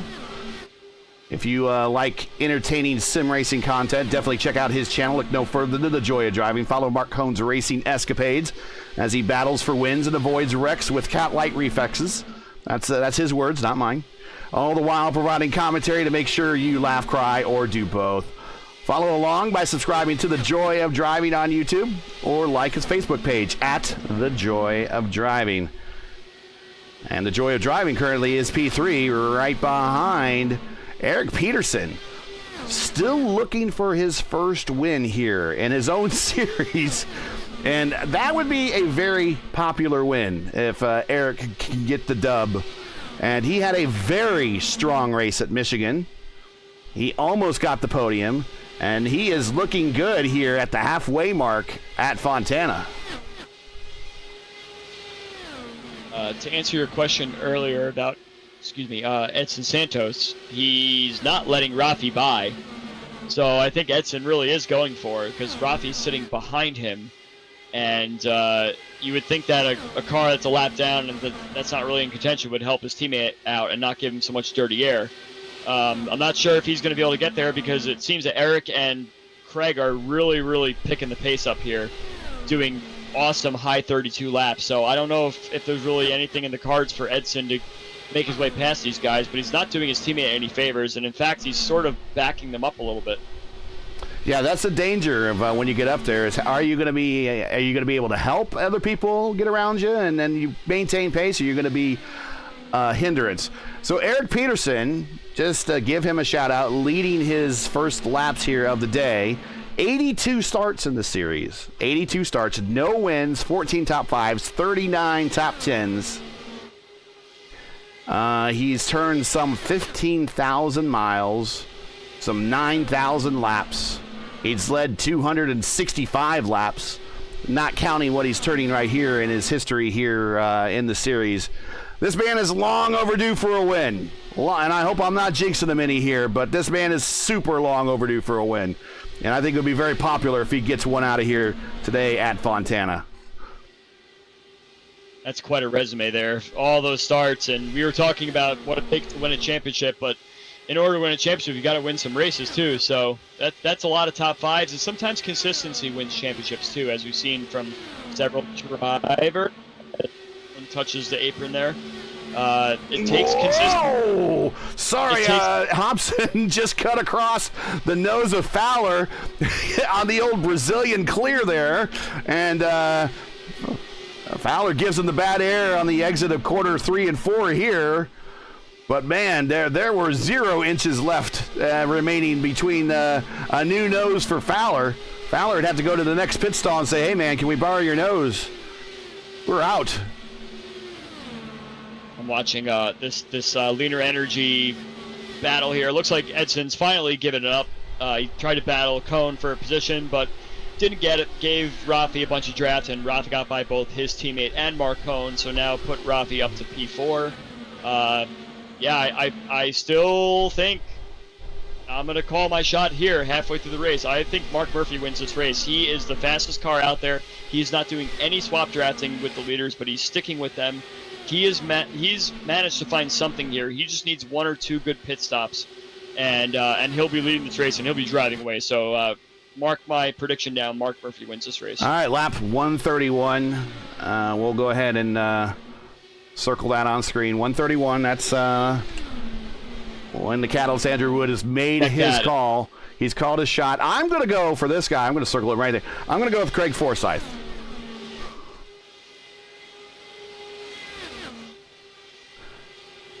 Either way, I think we're looking at an entertaining finish here with either one of those guys. Of course, we shouldn't forget Cone. Cone finished the end of last season very, very strong.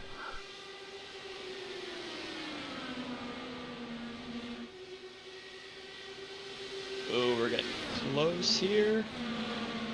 Yeah, Cone finished 1-4 out of the last 6. There it is.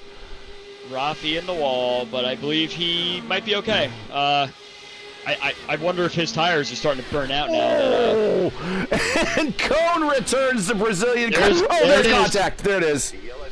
There it is. There it is. There's a little bit of apron involved in that one for sure. Oh. JB and Wheeler get through. Pahutsky gets through. Wow. All right, let's go back and check that out again from a couple different perspectives. And I'm not sure exactly what happened. So here we see them. He does Brazilian clear him. I mean, he doesn't. Well, there's a lot more room there, but when you're at 200 miles per hour, it doesn't look that much. Rafi apron into the side of Cone. Oh. I was just getting ready to explain before all that I really do think that Rafi was working very hard to get by Edson through a lot of that stint there, and I think that he just wore his tires out, really. So he went down on the low side there. Of course, the trajectory of that turn, if you turn down that early, you're always going to wash up. But unfortunately, the apron really just kind of sealed the deal there. And then that's it. That's incident between the two drivers right there. You can see he's turning down and he just sort of gets underneath. He's going to wash up into him regardless if the apron's there or not. So it was going to be an incident regardless. But the apron just kind of made it happen.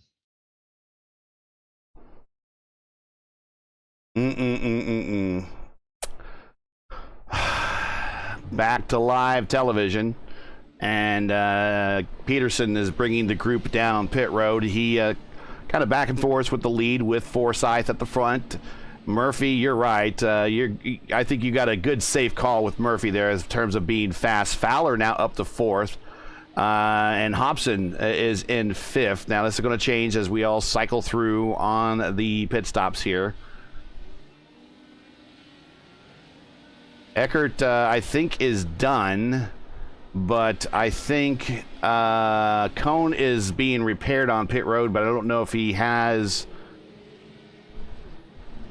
the fast repair checked, so I'm not sure how that's going to happen. High Song on pit road, a long stop. I believe High Song missed, so he blew through his box. There was a couple people that actually blew through their boxes there, and it's under yellow, you don't really get much of a penalty except maybe lose a spot. But yeah, it's proving so difficult for these guys to get their car stopped, switching from the asphalt to the concrete. Can you change any of that with the brake bias?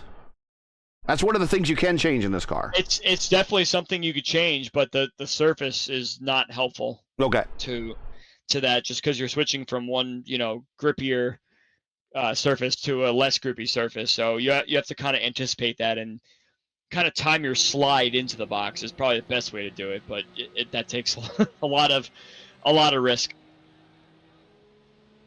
When you practice for these races, how often did you actually practice green flag pit stops? Oh, I did a bunch.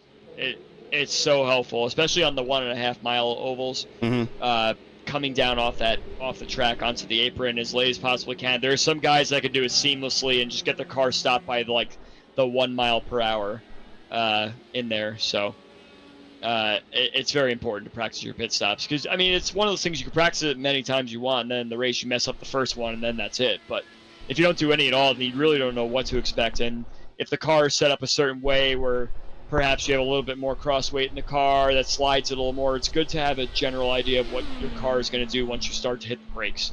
And from there, you could tame the brake bias and everything like you were mentioning in the last discussion there. Matty Wagner from in chat says, hi, Andrew. Apparently he has time back there in 16th.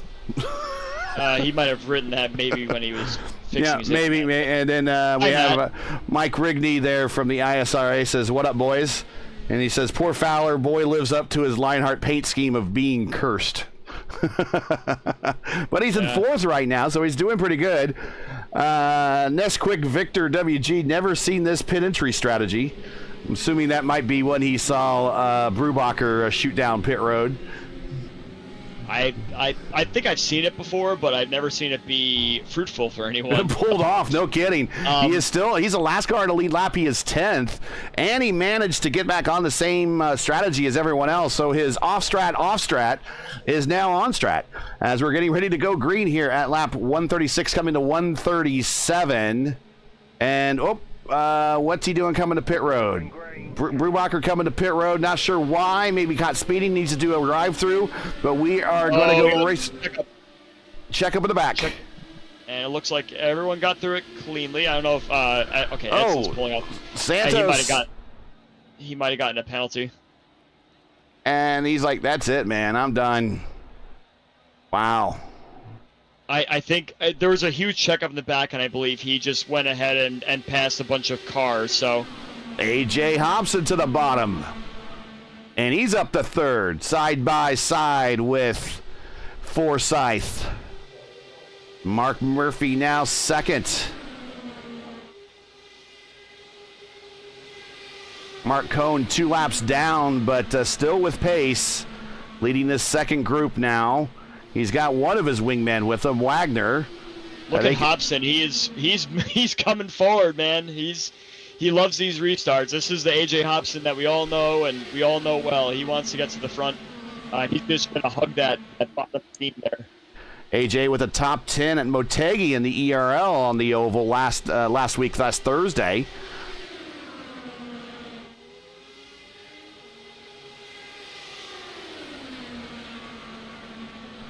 And JB now coming back on the racetrack. So not sure what happened to him. He was 10th on the lead lap. Now he's 11th, 1 lap down, so he must have had some penalty. So we now have 9 cars on the lead lap. 9th car, last car there is Haisong. And he's in a battle right there with Joseph Morales right in front of him. That is a battle for 8th. Wheeler is 7th. Jimmy Herrick. And very much Jim Herrick style. Very quietly eases his way up into the top 10. Now he's mid-pack. We're just past the halfway point. He is now 6th. Chris Fowler is 5th. Forsyth 4th.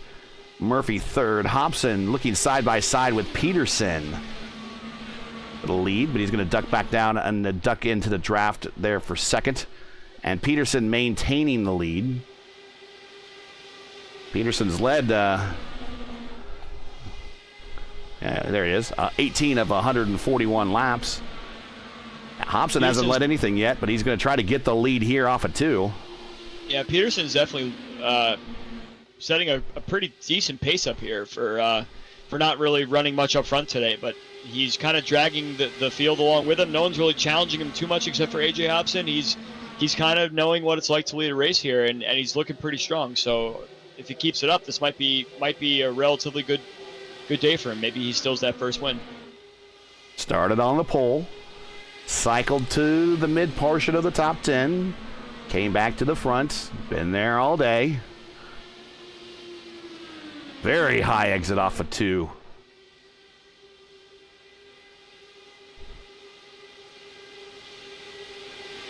Starting to fall back into the single file racing again, which is showing me that these guys really just kind of like where they are right now. Maybe they'll make some moves later on when some of these positions open up.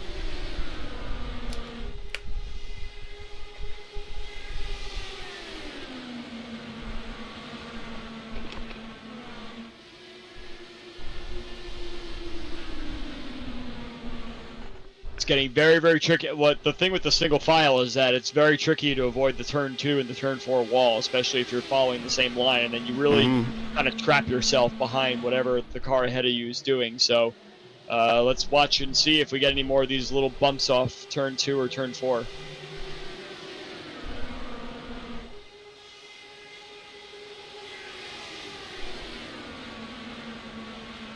Oh, here comes Mark Cohn on the inside of Wagner. I think they're going to make him a cone. Really made a dive there. Again, both these cars are multiple laps down, so they're not really going to be going anywhere very quickly. But here comes JB, and he's going to try the same thing. Now, these are all very fast cars back here. We know Wagner has pace. We know Cone has pace. We know JB has pace. Unfortunately, they are all trapped 2 laps down. Wagner's 6 laps down. There's still plenty of time left in this 500-miler, 145 of 250 laps into this thing, and we could still see there's still time for those that are a lap down or more to get at least a couple of those back if the cards fall right. Go and just send it in there. I was going to make a little contact with Wheeler.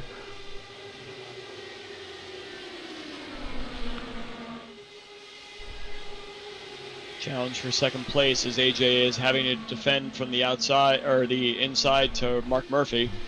And again, Murphy's just showing he's patient, but I think he's got the pace to really run up front here.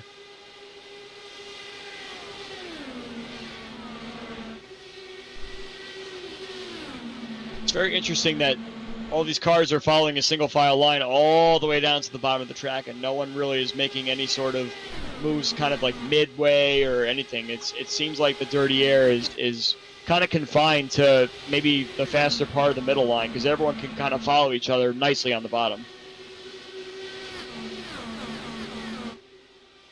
Well, this track is plenty wide enough. I don't know where the dirty air, is it the wind possibly that's hitting the racetrack, giving these guys a lot of difficulty as well? Not just the dirty air. We've heard that the wind gusts have been somewhat up there, 6 miles per hour last time we checked.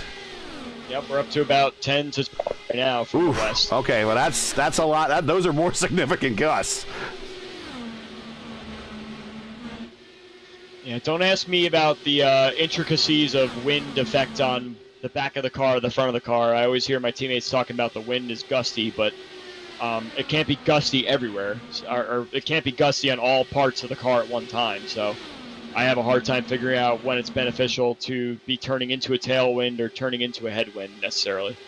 But it seems that turn 4 is definitely the issue, but I think that's more of a track thing than the wind thing. The wind just kind of enhances it a little bit. Yeah, I don't know how true those winds are to real life. If you look in the background of this racetrack, just to the north of it, it actually sits at the base of a mountain range, where we know that the air is going to swirl a little bit differently in here. In real life, I would imagine. So there's Hobson to the inside of Murph. Hobbs going to take it back right underneath her, Murph again. Get that run back energized to make another stab at it going into 1.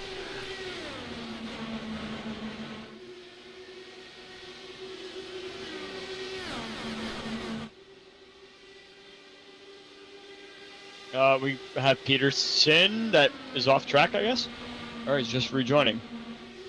Peterson, no, had a OT. What happened? Oh, this was on him. He was leading. We were just watching Hobson and Murph, and he got up into the gray, smacked the wall. Check this out. He gets down there, watch the car, kind of, he hits some bumps. It actually gets a little airtime here. I want to snap a screenshot of that. And he gets back up there, loses a couple spots, but he's back to 6th. But right now he probably has some angry tires, so needs to cool those down, but definitely needs to stay in touch with those leaders and not lose that draft. At the very least, he'll just be hanging out back in the second half of the top 10 while all those cars remain on the lead lap.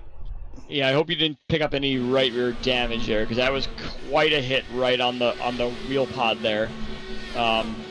Yeah, I was actually, you were watching that, I was watching Casey Pohutsky and Gary Lovern battle in the back, and I saw just the yellow car up ahead that was rejoining, so I didn't quite catch that one myself. But yeah, Eric has lost a spot now to Yari, and his lap times aren't too bad, so maybe he's okay. But yeah, it won't be too difficult for him to recatch this field, but he's not going to be able to get back to the front again. He's going to have a lot of dirty air once he catches up to the field.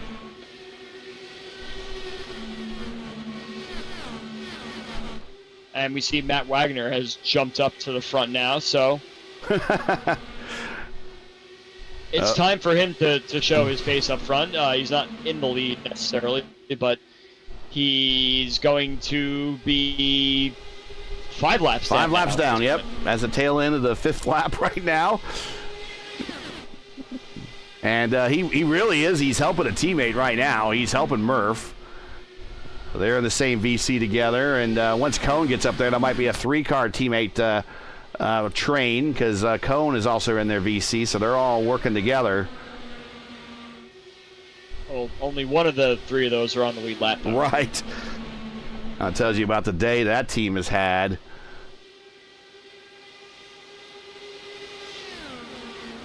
Once again, if you're joining us, go right ahead. Go ahead. We'll get you. No, my final thought there was I imagine that if they try and get Mark up there, they're just going to want to ice AJ out of that top spot there. So I think you might be onto something. Forsyth rim riding there for a bit. Here comes Cone underneath Craig. I think Craig had to check up just a tick. That's going to give up momentum to Cone, and I think you're right. That's absolutely right. I think if Cone gets up there, the 2 guys off the lead lap are probably going to make things as difficult as possible for AJ to allow Murph to kind of scoot away. We shall see. Also in the picture, Fowler in 4th. If you're just joining us, you're watching P1's coverage of round 2 of 4, the Dark Horse 2,000-mile ride series, coming to you from Fontana for the GETTRX 500, presented by the Joy of Driving. Currently, Mark Murphy leads, where we have just less than 100 laps to go now. So make sure to smash the like button, subscribe to the channel so you don't miss out on the next race, which incidentally should be next Sunday here on the channel for the NASR IndyCar Oval, or the Indy Oval Series. He doesn't call it IndyCar, he calls it Indy Oval Series. And we'll be at Kentucky for a recruitment race. So check us out tomorrow or next Sunday, 8 p.m. Eastern. Right here, me, Ryan Eric King, will be calling the action on that. Meanwhile, 157 of 250 here in the books for the GETTRX 500. Been an interesting race. A lot of stuff's been going on. Watching, I'm trying to keep track of how Eric Peterson's progress is to get back to this pack again, and it's kind of stalled out. I think Yari is kind of going every direction trying to swap drafts with him, but I don't think they've necessarily found the right recipe yet. But they're maintaining. It's not like Eric has lost time, so I guess if he had picked up any damage at all, it's not hurting his speed too much. But Eric needs to get a move on. Kind of eyeballing lap 173 or so for the next round of pit stops. So we're within 15 laps. Eric, there's contact. Wheeler and Pahutsky to the inside wall. Both make contact. Now we're going to get a caution that this is a very generous. If Pahutsky gets out to the racing line, it will be a caution. He's out there, and this will be a caution. That just kind of randomly happened in the background of what I was watching. I didn't expect no caution. Didn't expect those cars to just sort of appear there, but sure enough, there was contact, and we stayed caution-free. I figured when he got out to the racing line that we would see a caution, and no caution, both tow, but Wheeler and Pahutsky going to have to execute the fast repair. That was actually a battle for position, so... And let's let you know that the yellow didn't happen there because it was kind of away from the pack. He may have entered the racing surface a little bit, but he managed to get off there before the field was coming. So iRacing won't throw a caution, especially if he's not just parked there. So it definitely seemed like the incident with what was that, Stouffer? I guess that was a little different because there was the rest of the field that was coming. So iRacing decided to throw out a caution in that circumstance, but it was at the back of the field, and once the car sort of crashed, they were inside the track, and I guess the system didn't really want to throw the caution there. Fair enough. Fair enough. Murph, your leader. That's my mansplaining explanation, Gary. Hobson second, Forsythe third, Fowler fourth. Fowler's been very patient where he's been sitting. His MO is not patience.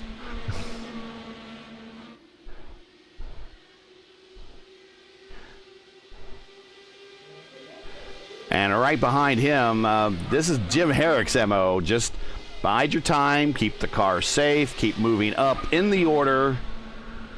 Oh, getting close there because I think Craig had to check up just a tick. Fowler almost in the back of him. Herrick almost follows suit.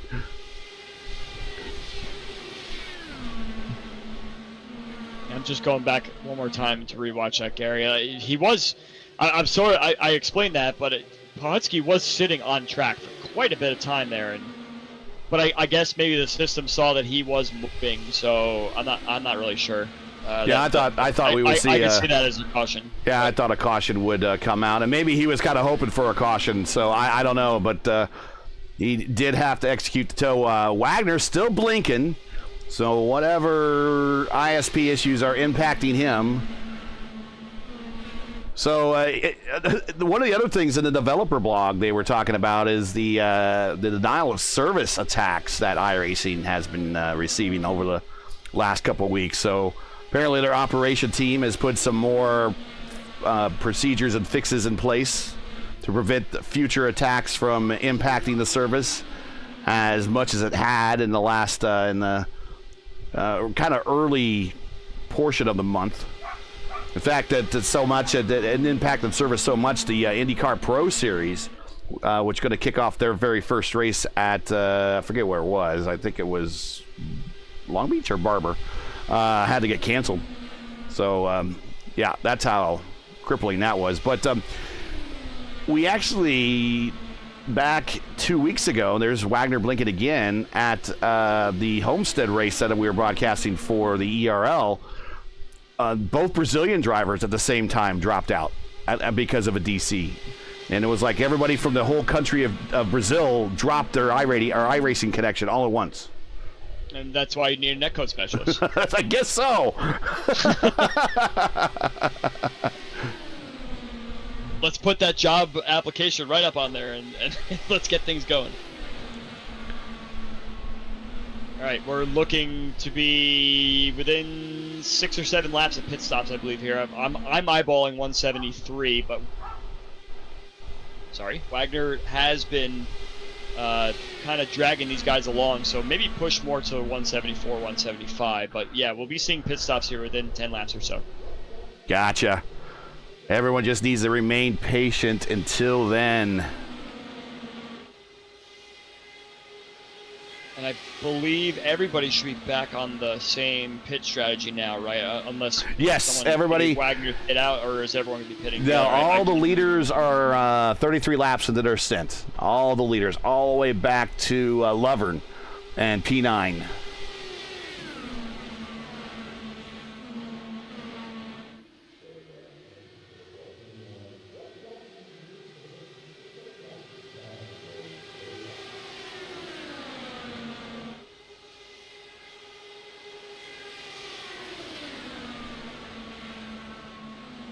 And Hobson just really watched him go to the lead without really saying much of anything, but he did it. He goes right to the bottom. I believe we're going to see Matt Wagner come in this lap, which is just as well, as he's been the one burning the most fuel out there. So Wagner's going to peel off. Yeah. And barely gets it stopped in time, but he does. Let's watch his asphalt to concrete transition.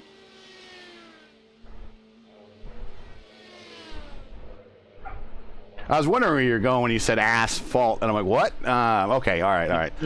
You gotta ignore my New York accent too, my asphalt. Well, it looks like he's gonna come right down into his stall and pretty much hits the marks. Nope. Oh, make me look bad there, Matt. Well, at least he knows he's in good company, that everybody else has missed. Battle's really heating up now between AJ Hobson and, well, Mark Murphy, but Cohn is stuck in the middle of that. But yeah, that is cool. I was expecting more like 172, but Wagner did come in kind of early there, so I guess you could expect these guys to start peeling off any lap now. So the position that actually is the netcode specialist, it's the multiplayer networking position. Now we had another player just disappear. Was that Murphy? Now he's back. We don't need any more drops.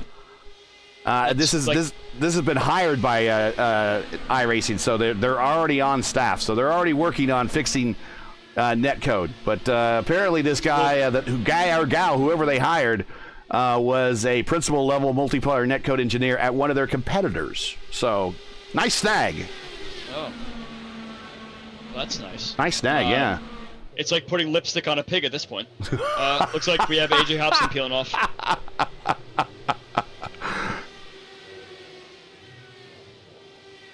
And the development blog says expect an accelerated pace for improvements to these systems as well as new features and capabilities.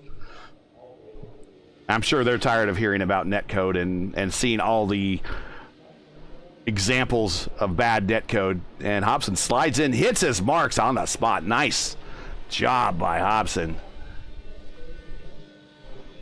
Down and away. Still a couple more stops to go.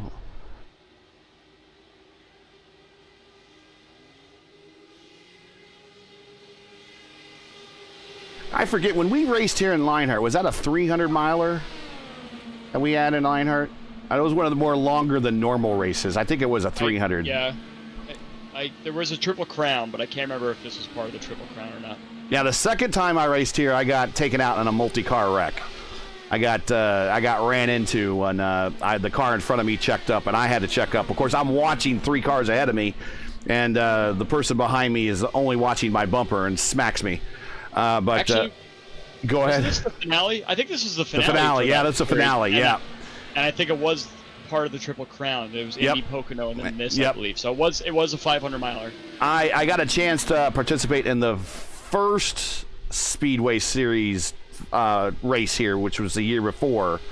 It was one of a few starts I was allowed to do at this end of the season as being on the Lionheart practice squad. Here comes Murph.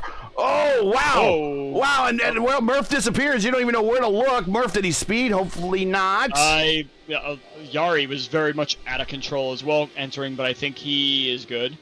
It was very Edson Santos-like from that last entry with Rafi. And Jim Herrick sneaking on the pit road very calmly and smoothly.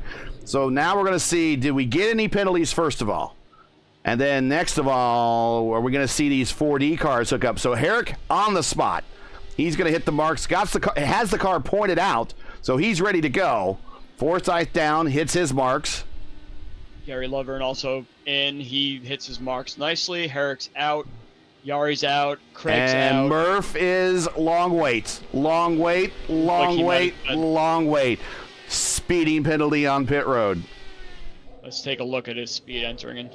That might have been part of the blinking that happened too. And I don't know if that iRacing might have read his speed wrong or something like that. I'm actually going back right now to see what his speed was hitting the cone whenever he reappeared again. We're watching Fowler on pit road now. The leader comes in. He hits his marks down and away. Yeah. He was 72 miles an hour on the line. Ouch. Sometimes you could. Fowler, long waits. Another speeding on pit road. Sometimes you could trick the system into, like, you're slowing down, obviously, so it may be okay, but I think 72 down to whatever the speed is just too much. So yeah, it's unfortunate. We lost two more contenders here. And Hobson has a huge lead. I mean, it's a second and a half, but it might as well be 5 miles at this point. Watching Fowler, he's geared up and he's out, so that's another one a lap down. Now we're only down to 6 cars on this lead lap.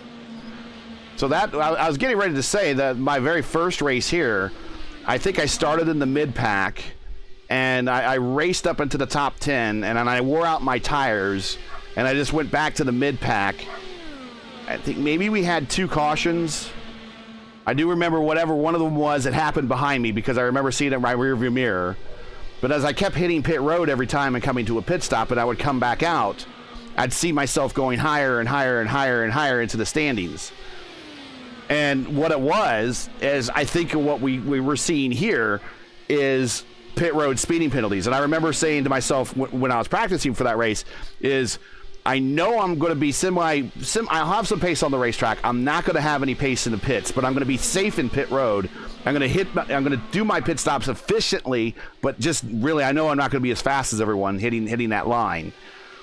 But I know I'm not going to get any speeding penalties, and that's eventually what moved me up. And I finished that race up in the top 10. I was 1 lap down. I think I was the first car 1 lap down, but I did finish the top 10 in that race. But the other thing I really remember about that race, other than making sure that I came to pit road safely, is just how hard every single lap I was running. Like, that entire 300-mile race, it felt like a sprint to me. This is definitely one of those tracks, and like you mentioned in a previous explanation, it's very bumpy here too. So a lot of these guys that have fancy direct drive wheels, the wheel is constantly shaking. Yes. Yes. Well, because especially if you're racing hard like this for 500 miles in a green flag racing condition, it can really start to put a lot of vibrations through your wrists and your arms and everything, and it may seem like you're just racing a computer game here, but trust me when I say that some of these guys have top-of-the-line steering wheels and everything that it's a workout for everyone, and sometimes these guys like it this way. So let's reset the field. Thanks for joining us, everybody. If you're just joining us, this is P1's coverage of the GETTRX 500 presented by the Joy of Driving. A.J. Hobson out in front by 1.7 seconds. Like I said, it might as well be 5 miles over Craig Forsyth, who's in second. Eric Peterson has worked his way back up to third after having a moment off of turn 2 that he caught it, kept it off the wall in the infield there. Down the backstretch, Jimmy Herrick. As I said, this is his MO, just keeping the car clean and green, has now worked his way up to fourth. Jeff Hysong. Jeff was one of the drivers I chased for much of that race, and my very first Lionheart race. My very first Lionheart race here. I remember chasing him for a good portion of that race. And he and I had a very similar strategy. We were just, hitting pit road safely, making our laps, keeping it off the wall, minimizing mistakes. So I think he finished 8th, maybe just on the tail end of the lead lap right in front of me. But he is 5th here today. Joseph Morales, very quietly. Jomo sitting there in 6th. Last car on the lead lap. He's all by himself at the moment. But if we catch a late caution, he will be right back up in this pack. He is currently, 17 seconds behind the leader and 11 seconds behind P5. Mark Murphy caught speeding on pit road by the cops. He is now 7th. So the Chippies caught him, and they held him for 40 seconds on pit road. He's now down a lap but he is by far the fastest, one of the fastest cars on the racetrack. Right along with him, CHP caught Chris Fowler. He had to have a 40-second hold on pit road in his last stop. He is 8th, also 1 lap down. Joining them on the 1 lap down parade is Gary Lovern. He is 1 lap down in 9th, and Nick Wheeler, who's recovered from an incident with Gary Pahutsky coming off of turn 2. He had to tow, get to the pit road. He is currently, and had to execute the fast repair. He is currently 1 lap down, but he is going to have to come to pit road here real soon. He's 24 laps into his current stint. But he's tucked right up underneath Wagner, trying to make this stint last as long. Well, no, now he's down low. Now he's back under Wagner there, trying to make it last as long as possible, just to maybe to catch another caution. Wagner down to the bottom of the racetrack. Is he coming to pit road?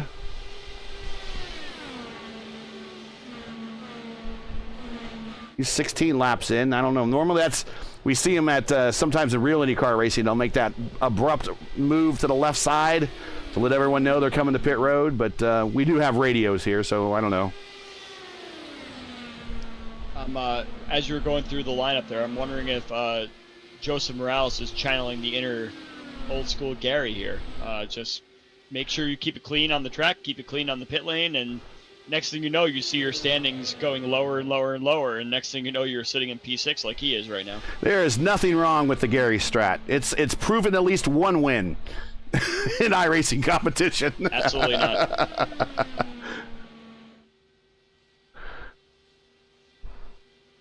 Hobson now 1.8 seconds, pulling away from Forsyth. Now, what possibilities do we have here for fuel save? Are we a full burn to the finish? It's just nothing about it. There's no way to save, or is there any possibilities to save here? What's the math say?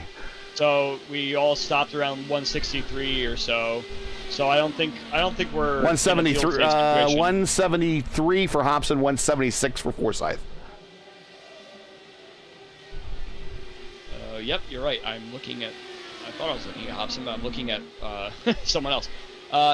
It's not a fuel save here. It's kind of right in the middle of the sequence, so I think it'll be full burn with 2 more pit stops.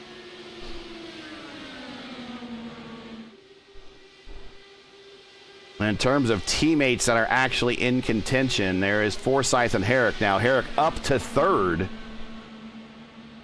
on the bottom step of the podium. Oh, Craig in the wall off of 4. In the dirty air of Mark Cohn. Cohn passing Brubacher. That's a battle for position. That's a battle for 11th and 12th. Yeah, I think that was a slap on both right side tires, so he should be okay with that one. But yeah, we're getting to that point now where we've run green flag for so long that people are starting to unwind the wheel a little bit earlier, get a little bit lazier, maybe lose a little bit of focus, and these guys are really working hard for this one. 500 miles here is no joke. Yeah, the ad blocker on Forsyth's car there on the right side. That's that little fin on the side pod there. I call it the ad blocker, right? Well, can't circle it there very well, but we'll see on another shot. You'll see it scuffed up. This little wing right here. Yep, right there. And so it's scuffed up on the other side. So he's got, you see the scuff marks there. So he's got contact. So what he could do, if he hasn't executed already the fast repair, which he has not. And I can tell you who has executed one, who has not already in the top 10 here. Hobson still has his fast repair. Forsyth has his fast repair. Herrick, fast repair. Peterson still has his. Heisung still has his. Everyone still has theirs down to Wheeler. Wheeler is the first of the cars still racing that's used their fast repair. Some fancy technology you got there, Gary. Yeah. Actually, you're more know than I am. Actually, I think I can, on the screen here, fast repair is used. There you go. Fast repair used on the tree. There you see. Wheeler's used one, Cohn's used one, Pahutsky's used one, Santos has used one, Ramsey, Stouffer, they've all used one.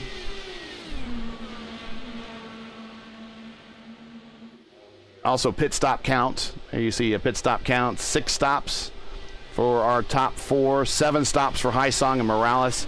I believe those were top-offs there at the end of the last couple of cautions that we've had. Lovern up in 9th has done it on 5 stops.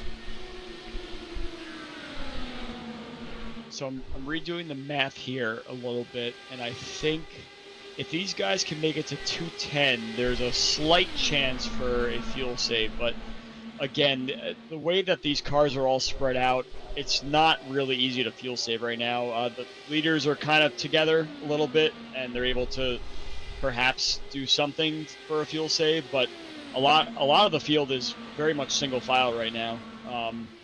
So I mean, Craig Forsyth is our king fuel saver, as we all know. So if he can make it to 210, 211, then I think we might be in a situation where he and maybe 1 or 2 other cars can do one more stop. We saw some drivers do 38 laps, but I'm sure that we could tamp the pace down a little bit. And if it's in the cards to maybe bring your pace down a tiny bit, you do lose a lap here during a pit stop. So if you could go maybe 2 or 3 seconds a lap slower, I guess it's possible to really try and make the fuel save work. But you'll have to commit to it as soon as you leave the pit lane. Sure. Last stint, and we're watching Hobson here, is led 23 of 196 laps currently in the books. Last stint, Forsyth and Herrick did 41 laps. Murphy and Fowler did 40. Fowler did 42. Murphy did 41. Lovern did 41. Cohn did 41. But I'm not sure how much of that was involving caution. I think there was some caution under that. Whoa, what do we got? Pahutsky got very loose off turn 4 there. Oh, yeah, right in front of Herrick. Saved in front of Forsyth, actually. Yeah, you're right. Sorry. He saved it, though. That's what matters, really. In the long run. Herrick wants to get around that, and I think Pahutsky might be coming to pit road. He's like, yeah, I think my tires are spent, and definitely are spent now, as he did a 4-tire lock slide to the cone. But he's on the button, rolling to his stop there. As I was saying, he's in a very era-proper livery of the Schmidt-Peterson Motorsports Aero sponsorship. That's so at Hinch drove, as well as Briscoe. Did he drive that one too? When Hinch was injured, when he got injured at Indy? Yes. Yeah, right. And this is I think as well. I think it's the one that Briscoe put on the roof at the end of that MAV 500 race. Everyone complained about on the infield, but he's made his. I think that might be his. Well, he might have one more stop after this. He's going to have to really, really save. I don't think anyone's done 50 on a stint yet. Yeah, that's a stretch. I think the 40s and the 41s that you were talking about in the last stint are definitely a stretch. So I think based on the numbers that you were spitting out before, really you're safe at 209. Probably 208 if you really want to push it, but you're not going to want to pit early here. You're going to want to be saving the fuel until the last second, because that'll give you a little bit more of an opportunity to push on the last stint. Here's Cohn underneath AJ. And maybe AJ wants to let Cohn by and get into the draft. Actually, Forsyth is eating into Hobson's lead now. It was like 1.8. Now it's 0.8. So he's gotten a second down. I think AJ might be trying to save some fuel. Of course, the tires are going away. Well, if we're looking at the lap 173 situation, I think it won't be too much of a stretch. That leaves 77 laps to go in the race, and you can do a 38 and 39 pretty safely. So I think that these guys are definitely going to be just one more stop. Now that we've done the math a little bit more, I was looking at 163 incorrectly at someone else's last pit stop there, which led me to believe that it was going to be 2 more stops for everybody. But I think with the 173 pit stop, that leaves everybody with 1 more stop to go, and it gives us one more opportunity to watch how these guys do these green flag pit stops. Yeah, they far, we haven't gone through the whole field without seeing some caution. Yeah, they have to specifically for now. The pressure's on Hobson. He can say that he doesn't feel any pressure where he is, but I mean, here's his stat line: 57 starts in this series. 2 poles, only 1 win, 12 top 5s, 31 top 10s. So only one win, and you're now staring less than 50 laps in the face of your second checkered flag here in the series, and at that, a crown jewel. The pressure's got to be on, and you have yourself behind you a proven race winner at multiple levels, not just in Dark Horse, not just in Area 51, not just in Lionheart, but just proven at multiple levels. Craig Forsyth, who we know very well can win this race, staring you down. So the pressure is on Hobson that he needs to get on pit road and off pit road as efficiently as possible for his final stop. How many times in the annals of history, of IndyCar history, that we've seen drivers coming down to their final stop and blowing it? Roberto Guerrero, Scott Dixon, who else am I missing? Coming down to that final stop and muffing it. I don't know if Scott Dixon's ever messed up a pit stop in his life, personally, but you have a better encyclopedia than me, so. He got caught speeding on pit road coming down for the final stop at Indianapolis while he was in the lead. Yeah, that's correct. He was staring win number 2 of the 500 squarely in the face. And someone that's only 9 wins away from, or now less than 9 wins away from catching AJ Foyt all time. You figure wouldn't buckle under pressure, but hey, mistakes happen. Because Matt Wagner down pit road gets the stops in time, good pit entry. So that pretty much writes the script for Matt Wagner. He's going to have to come for a splash at the end of this race. Also not a factor at this point, still being 5 laps down. So Matt has stuck it out. Kudos to him for continuing to race despite his disconnection earlier. I probably would have found something else to do with my time myself. He's moved up to 14th. At one point he was next to last and 17th, and he's moved up to 14th. Every little bit helps. Off the jacks he comes. Matt Wagner has completed his stop, and he will rejoin the race. Yeah, we're getting close to that 210 number. We're at 207 right now, and everybody still seems to be out there. And Craig has really chipped into that lead. AJ had a 2-second lead at one point during this stint, and now he's right behind him. So that either proves to me that AJ was purposely trying to go a little slower to save fuel, to make sure he gets on the same target as everybody else, or Craig has turned up the wick and he's not saving as much fuel as we think. But again, I think this is an easy fuel situation from here now that we've done the math. So they just got to go a couple more laps and then they're good for one more stop. But these guys are going to run the tanks out for sure to make their last pit stop as short as possible. Craig Forsyth, 66 starts in the series. 10 wins, 32 top 5s, 48 top 10s for Craig Forsyth. You can see he had a full opportunity to make a move there on Hobson, but he just kind of lifted a little bit, saved a little bit more fuel. We're coming around to start lap 209 right now, so I think we've officially reached a point where it's an easy fuel save from here. So I would imagine that these guys go to maybe about 212, 213 or so, and then they'll start to come down pit road. Craig Forsyth won one race last season. It was at the sister track to California at Michigan. He won a nip and tuck battle there at the end, was on the pole, won the race on the 300-miler. And here comes AJ. So we shall see how he comes to pit road. Did he get down to the limit? He slid through it. Okay, good job. Half the battle is fought. Now the other half of the battle is getting to your spot and not sliding through your box. Here he comes, down to his box, coming to a stop. Up on the jacks, perfect stop. Enough fuel to get to the end, doesn't need a full tank. Tires get changed inside of 5 seconds, down and away. Final stop complete at lap 210 for AJ Hobson, looking for his second win here in the Dark Horse Series. And he's down and away. Jim Herrick's, he had a left front wobbling down the front straightaway, but he had some incident somewhere along the way. Not sure what happens. Let's go back a little bit. And Jim Herrick here. Did he make a little contact in 3 and 4? What happened? Oh, car got loose. And JB right in front of him went into the wall, and he makes contact with JB and leaps over him. Two wheels it. Herrick is stuck in the pit lane. I think he might have sped coming in and got a little loose, and he hit the attenuator a tiny bit, and he is stopped on pit lane. Oh, no.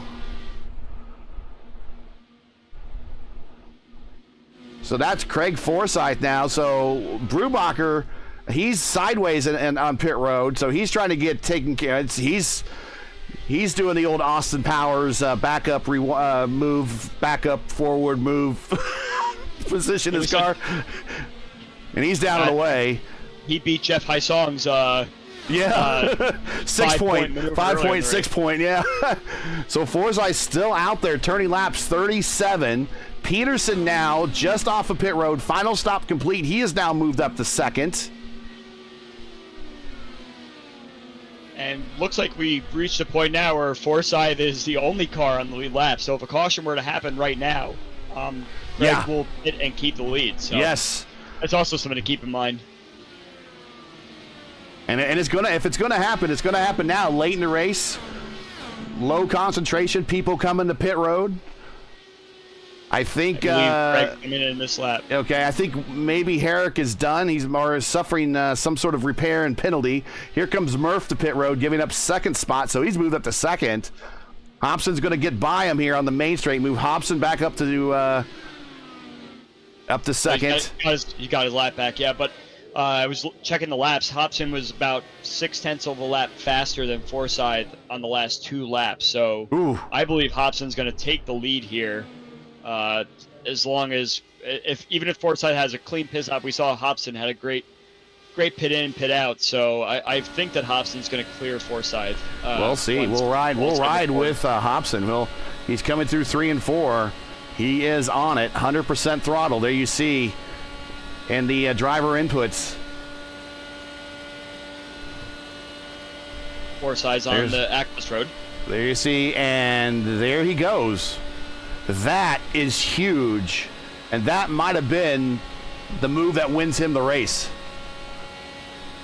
Now keep in mind that he did pit with 41 to go, and that is a little bit of a light fuel save, so I'm sure that Hobson just wanted to run the best laps he could to try and get the gap as best as he possibly can, and then he can kind of slow his pace down a little bit as Forsyth starts to pick the pace back up again. But it looks like it's a 1-2 Hobson-Forsyth situation right now, with Peterson just slightly behind in third.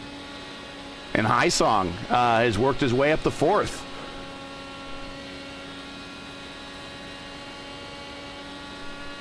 Again, deploying the same strategy that I followed him when we had our line art race here. He's just keeping the car safe, hitting pit road, no penalties. And these 4 cars are on their own lap right now, so if we were getting a caution right now, it really comes down to these 4. No one else really is in contention right now. So if we have a caution, we're looking at our top 4, as long as they don't do one more pit stop and give some cars the opportunity to wave around. But I imagine since everybody's done with their pit stops now, it's basically just down to these 4. So I'm sure Jeff wants a caution right now because he's a little bit farther behind, and if a caution comes out, he has the opportunity to fight for a win.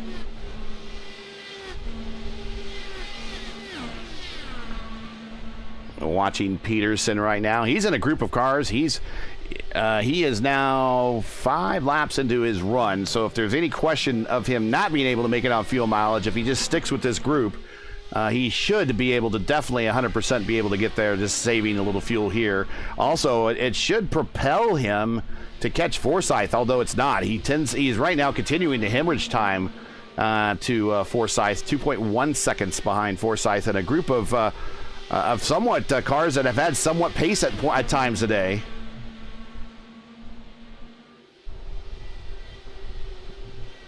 Oh, he cleared Butsky, but barely.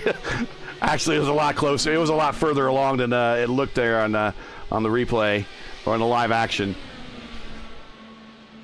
Peterson really has to get a move on here. He has to find some way to get past these 2 lap cars. Otherwise, he has no shot to catch up to Forsyth. But what lap did Peterson pit on? 212. So yeah, he's definitely good to go the rest of the way for fuel as well. He just has to clear these 2 cars, which are feeding him a lot of dirty air. We have another car coming down pit road right now. Looks like Joseph Morales, which is a head scratcher because he was just on pit road about 8 laps ago. Maybe are we answering a call, or did we possibly? We'll see what happens if he comes down as he get tires. Did he possibly have the old tire box unchecked, and or maybe the fuel didn't hit the tank? Yeah, it's a top off. That's an interesting one. He was on pit road on lap 210, so Joseph Morales coming in for a splash. He threw away a top 6 that he was kind of racing around there. He'll drop probably maybe 2 spots. Still top 8, which is about halfway up the field from where he started, but unfortunate they had to come down pit road again. He's up 9 spots, but the biggest gainer of the day is the leader right there, the man you're watching in the Ed Carpenter Fuzzy Vodka livery. He is our leader, A.J. Hobson. And the bright orange, coyote orange, A.J. Foyt helmet. Unfortunately for Joseph Morales, he's come out right in this big angry pack that Eric Peterson's in, so that's another car. Oh, it looks like Peterson cleared him, so Peterson cleared Wheeler as well, so now he just has to worry about Murph up ahead, and I imagine that won't be too difficult for him, but yeah, Peterson's losing time. If anything, he's 2.1 back from Forsyth, and he was closer to 2 seconds about 3 or 4 laps ago. So I think if Peterson just kind of rides it out here, he has a nice podium position ready, barring any cautions.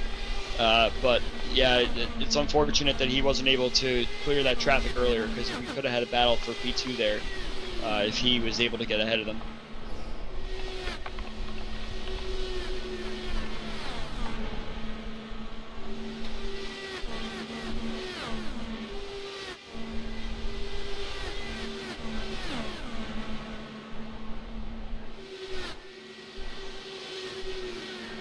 Back up front, Hobson, your leader by now, almost 4 seconds, 3.9.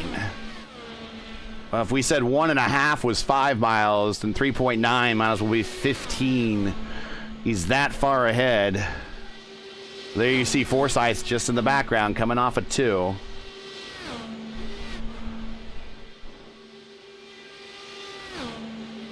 $27 to go. Thanks for joining us, everybody. If you're just joining us, this is late in the going here. 500 miler, the GETTRX 500 mile at California Speedway, presented by the Joy of Driving. Tonight's race coverage, of course, has been brought to you by GETTRX, the fastest name in credit card processing. GETTRX should be the only stop for business owner, regardless of size, for their credit card processing needs. Visit GETTRX.com/win. That's GETTRX.com/WIN to learn how you can increase the money in your pocket by decreasing your credit card fees. The link is in the description. Season-long race coverage of the Dark Horse 2,000 Mile Ride Series is brought to you by the Joy of Racing. Looking for entertaining sim racing content? Look no further than the Joy of Driving. Follow Mark Cohn. We'll put the camera right on him right there as he's right behind our leader. Follow Mark Cohn's racing escapades as he battles for wins and avoids wrecks with cat-like reflexes, all the while providing commentary to make sure you laugh, cry, or do both.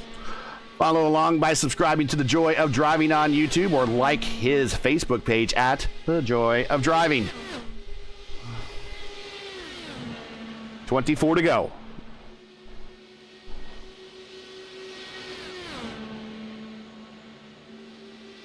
It seems A.J. Hobson's actually doing very consistent laps right now. His laps have been consistently 33.1 for the last 9 laps or so. So if there's any question about fuel, he's not addressing it quite yet.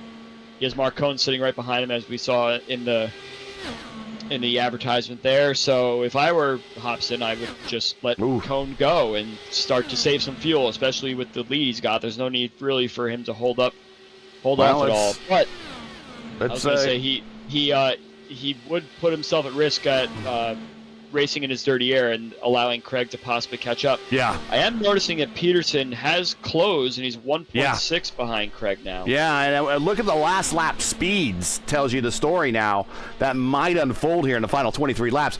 Hobson, 2:15 last lap, now 2:17. Forsyth continues to turn 2:18 to 2:18.5. Peterson turned 2:19 last lap at 2:18.7. So Forsyth is gaining on Hobson, and Peterson's gaining on Forsyth.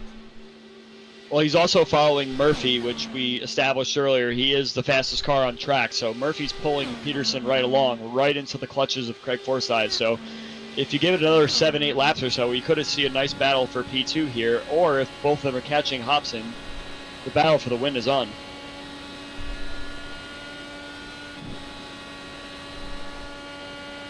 On 2:19 flat for Peterson, a 2:17.8 for Forsyth. This time a 2:18 flat for Hobson.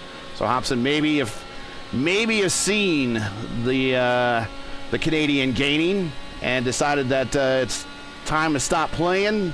Maybe time to stop saving. Who knows? We'll ask if we get him in the booth. We'll find out if he had to save on this stint or not. I imagine that's probably going to be your question, so we'll save it for you. No, I don't know. Casey Putsky is coming into pit lane right now.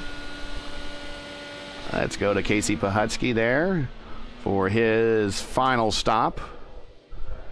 He's only at 32, so we suspected that he would have to stop again. So 20 to go. He's making that turn down pit road for his final stop. Been an interesting race for him, but he's staring at a possible top 10 if something happens in front of him. But he's going to not go up on the jacks. Oh, no, he did go up on the jacks. New tires, going to top off just enough fuel to get to the end. 19 to go. Casey is 4 laps down, but his final stop for today is complete. Still watching the speeds at the front. Hobson 2:17.7. Forsyth 2:17.9. Peterson 2:17.5. Last laps.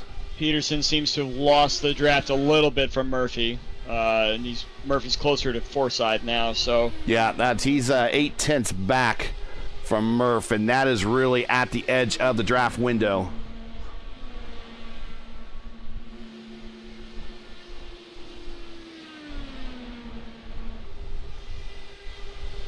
I'd be a little bummed if I was Eric Peterson right now, because he had a meal ticket right to second place, and it was working for quite a bit, but the gap's starting to grow a bit. It got down to 1.4, now it's back up to 1.7 behind Forsyth, and I imagine it's going to continue to expand from here unless Peterson really starts to pick up the pace a little bit. Well, 18 to go, and during the first race this season, Peterson finished 4th, and Craig Forsyth actually finished 2nd. Forsyth looking at another P2. Peterson looking at a P3 and a P4 to start this little mini season. These are going to be your 2 points leaders at the end of the day if everything were to finish status quo right now. And A.J. Hobson might actually join them. He was 7th at Michigan, and if he gets the win here today, that's going to catapult him as well. So the points battle for this short little championship is going to be tight here going to Pocono. And we'll be 1,000 miles into the 2,000-mile extravaganza. Halfway done. Some people have. It'd be interesting to see if anyone actually does the full 2,000 miles. Right, that's another question. Right now, it's Forsyth and Peterson and Hysong are the only ones eligible. Hobson as well. So let's see. Morales, Hinton, Hobson, Lovern, Hysong, Peterson, Murphy, Forsyth, and Stouffer all finished the 500 miles at Michigan.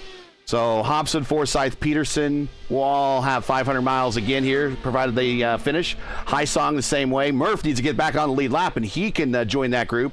Lovern can join that group as well if he can somehow get to the lead lap, but not in the last 15 laps, not unless something big happens.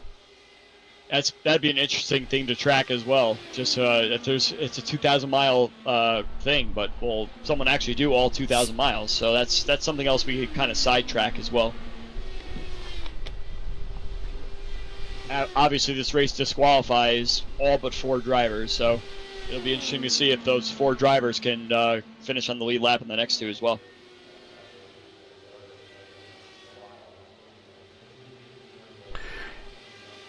Now we could go back into Dark Horse history just last season and bring up Pocono, where champion Eric Schaus really got his championship campaign started with a win there at Pocono. But if we go back into the Wayback Machine and look at what happened there, Schaus won, Eckert second, Stouffer third, Wagner fourth, Hobson fifth. And Hobson, Lovern, Morales, David Hinger, William Swinson, a couple names that we haven't seen in a little while, as well as those that we saw that finished on the podium there of Schaus, Eckert, Stouffer, and Wagner. They all finished the 100 laps there. So I would say Hobson has as good a shot as anyone. And I'm watching Hobson. He's not brought his pace down at all. None. So 2:18.5 last time by. Considerably faster. Looks like he can make it. Yeah. The rest of the way on 40 laps of fuel. So let's hope he doesn't cough across the line or something like that. But to show that he hasn't done any fuel saving whatsoever, I think he's confident that he'd go the 40 laps, or 41 laps, I guess it would be if you hit on 210, to make it to checker flags. Hobson didn't have the greatest season last season. He finished 15th in the season standings. So I see Gary Lovern's going quite slow right now. Yeah, 2:10 for Lovern last lap. And Hobson's catching him. We got a car on the apron down there. There's Wagner on the apron. His final stop.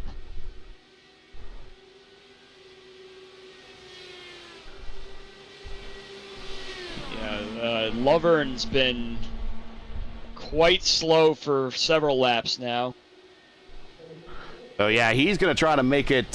He is 28 laps into his stint, and he's going to try to go another 10 more. Whew. Without any caution. That's going to be 202. Yeah, you can hear him. He's down to the bottom. He's not going to get in Hobson's way.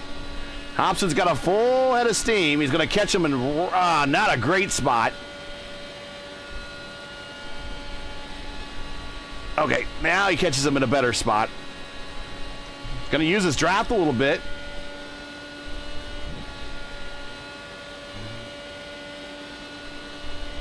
Gives him room, and to the outside, and bye-bye.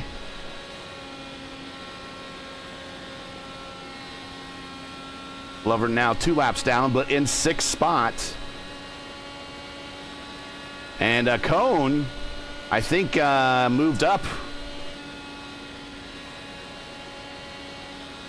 a spot. I think. Yep, I believe. Yeah. I believe that should be Cone up ahead of Lover now. Gary Lover now. Yep. I wonder where Joseph Morales might be. Yeah, Joseph Morales is just coming on the front stretch right now. Yeah, it's possible he could possibly overtake him. Especially if Gary has to go slower and slower and slower. 2:08 for Lover and 2:16 for Morales. 7 to go at the front. Hobson 2:16.6. Forsyth 2:18.3. Peterson 2:13.7. Let's check on gaps, see if Highsong might have a shot at Peterson. He's 7 seconds back from Peterson. Peterson's 4 from Forsyth. Forsyth 3.5 from Hobson, and he's got a whole host of traffic around him right now. Yeah, I think Morales will probably catch him before the end of the race. Hobson coming to pit road. Did we miscalculate? It was definitely tough to do 41 laps. He was doing blistering pace, so that's unfortunate for Hobson. He must have miscalculated. Jeff Highsong is also coming in, So he also miscalculated quite well. He was on 209, so it was going to be difficult for him as well. So now there's Forsyth, who pitted just right around when AJ did, not too much. He's 30. Forsyth hit on 2:15, so he should be good. 2:15. He's 32 laps in, so maybe he's going to go right at the 4. And then Peterson, where's Peterson? Peterson's at 35. It's going to be tight for him too. He's down on speed now. We'll get that 206, yeah, 209. And he's in Hobson's draft.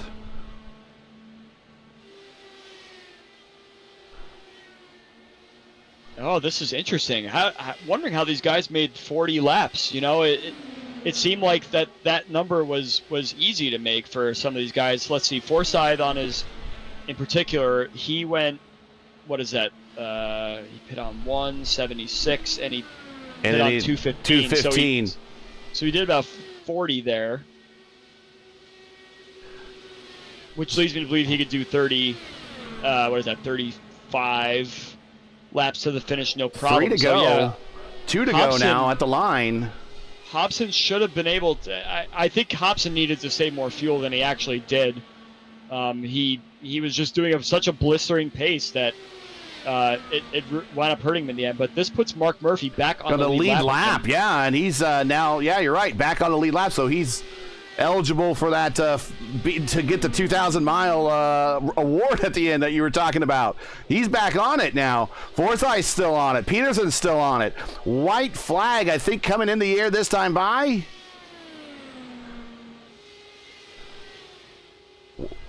for Craig Forsyth. Finished second last race at Michigan. And if he can make it to the finish line, I called my shot on this guy. I said, this is my pick. Yari is slow on the back straightaway. Maybe he's another one who's trying to desperately make it cough across the start-finish line as well. And off of 4, looking at the win and a 500-miler here at the GETTRX 500-mile presented by the Joy of Driving. The man who's the joyous of driving right now for him is Craig Forsyth, your winner on a gas mileage final stint. And let's get back here and, Peterson, he's out of fuel, but he crosses in second. Murph down the backstretch. He managed to get back on the lead lap because of Hobson coming to pit road. And he is going to finish third. Wow. And Hobson is already taken the checkered flag, and man, what could have been was staring at win number 2 in the face and just needed a couple more laps. Once Craig crossed the line and Mark started the last lap, it would be a third place anyway, even if he ran out of fuel on track, because no one else would have passed him. And real quick, let's queue up. We still have Matt Wagner running laps out here, so maybe he wants he heard me, and he wants to do 2,000 miles in his own way. It used to be back in IndyCar driving, at least at the 500, that you had a certain time late after a time limit after the checkered flag that you could try to complete your laps. And it's a relatively recent rule change. And when I say recent, within like the last 60 or 70 years or so, where they changed the rule that says once the checkered flag falls, the race is then over. But you were given like another 15 minutes or so to complete laps, so that maybe he's living in the old days. We'll see.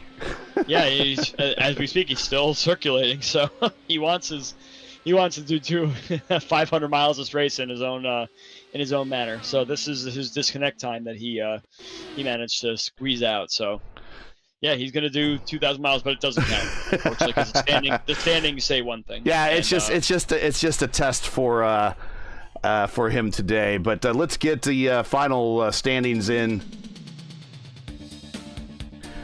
Wow, what a race.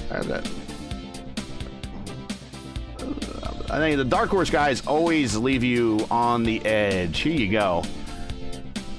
Craig Forsyth with the win. And props to him. We're going to talk to him about his final couple of stints and how he was able to save that fuel, because I think we were doing the math and I thought we were giving it to AJ, but all of the flowers and the props go to Craig for pulling that one out. And he's probably going to be our points leader right next to Eric Peterson, who finished 4th in our first race, but a very well-deserved podium here. And they led some laps. So it wasn't really like he backed in. It started from the pole, led some laps, was up front all day long, P2. Good for him. Mark Murphy, he was on the podium for, I believe, on race 1. So he's going to be on the podium for race 2. He's going to be in the points championship. He managed to sneak back on the lead lap because of Hobson. But a good run for him. But I'm sure he's going to be kicking himself for that speeding on pit road. Hobson 4th. I'm sure he wanted a lot more, but a top 5 is a good finish to get you in a good point situation, despite how short this season is. Hysong, great run for him. Very consistent. P5. Mark Cohen, P6. Gary Lever in 7th. Jomo in 8th. JB in 9th. Nick Wheeler in 10th. Bahutsky 11th. Wagner 12th, despite making extra laps. Fowler 13th. Herrick 14th. Santos 15th. Eckert 16th. Ramsey 17th. Stouffer 18th. Not a good day for last race winner. Finishing first in the first one, last in the next one. Is his championship hopes open? We don't know. He is very much a, as I say, a Pocono whisperer. So I suspect that he will be doing well at Pocono, maybe reviving the championship hopes. We shall see.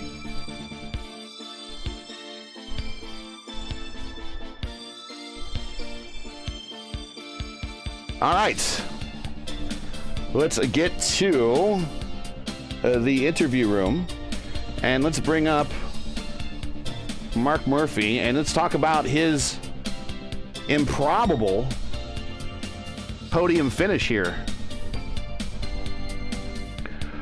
Mark, got you in the booth. We're calling it the improbable podium. We didn't think you were going to get it until right at the very end. When AJ had to stop, you got back on the lead lap, walked into 3rd spot there. But you got to be kicking yourself over that speeding on pit road of what should have, what could have been, huh?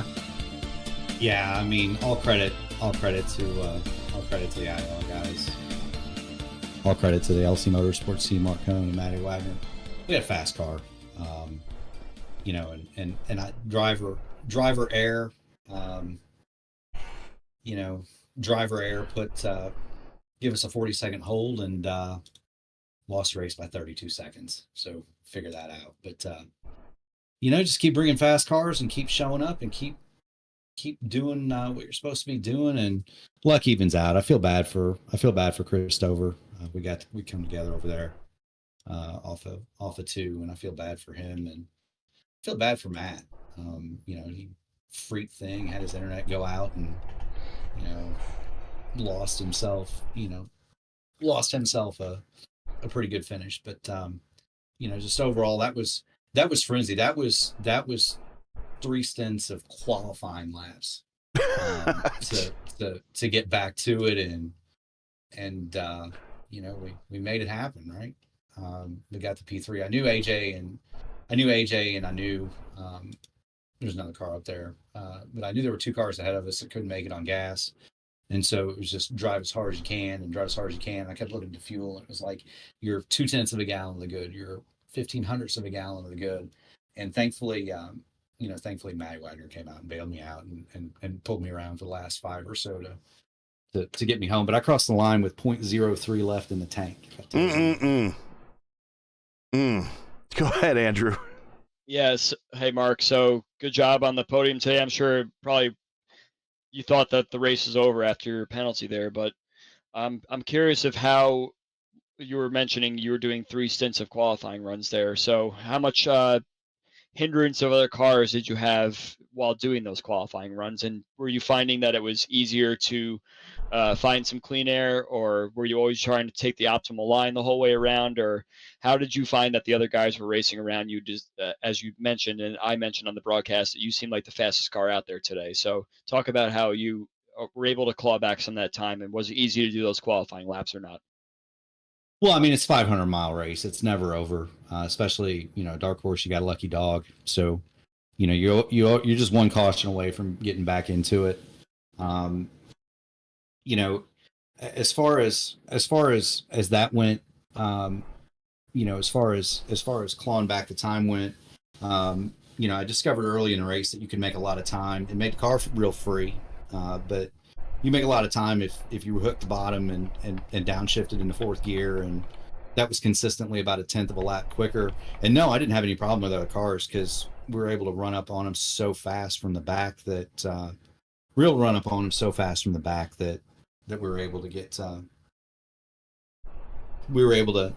by people, and it got pretty strung out. So you didn't really have to worry about the rolling roadblocks too much because you couldn't really, the car handled beautifully, but you couldn't really stack them 3 or 4 wide like we see here sometimes. So it was, and it got pretty spread out. So it was more one at a time and just take the slingshot and go on down the road, and just kept doing that. You had to be mindful of right front, but other than that, no, I didn't have any problem going through the field. I'm kicking myself for locking the rear brakes coming to pit road. It's just a shame. Well, despite it, you started the season now. We were talking about it midway through the race. You're now one of a handful of people that are now completed 1,000 miles of this 2,000-mile odyssey. You finished on the podium for both races, so that's going to squarely put you in the points because they are keeping track of points for this small championship. You're in the running, man. You're still there, and we know one of your best tracks, Indianapolis, is coming up. All you got to do is kind of get through Pocono, and we'll see where we, if this thing shakes out later in September in Indianapolis. So you're there, and it's not by a great deal of luck. Probably you're lower in the standings because of more bad luck. Because really, Andrew was the one that called his shot. He says you're going to win. So he's the jinx, by the way. You weren't there because of a bad driving effort on your part, really, necessarily. It just, one little mistake. And we were talking about that when people were coming to pit road, the number of drivers that made mistakes coming to pit road on their final stops or whatever. So you're there. You got a shot at this championship. So as depressed as you got to feel that there's still a silver lining to all this, and there's still a lot of upside that you're now in this championship fight with 2 races to go, and one of the tracks is your strongest track. Yeah, anytime you can come to a 500-mile race and complete all 500 miles, you got a shot. And that's the goal. It's not, a 500-mile race in these cars, Gary, is just, it's just finishing on the lead lap is a win, and anything beyond that's a bonus.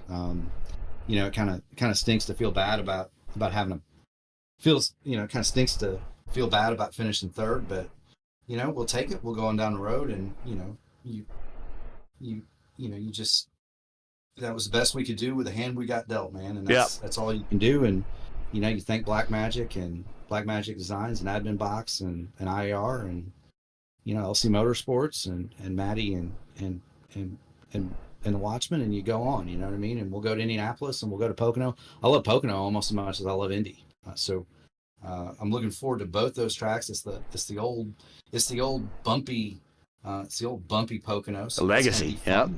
Yeah, it's old bumpy Pocono. So we're gonna have a good time there, and we'll see what happens.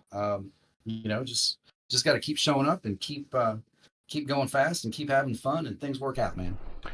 Well, congratulations, nevertheless. I will probably see you on Tuesday's Top Split broadcast when the IndyCars go to Kansas.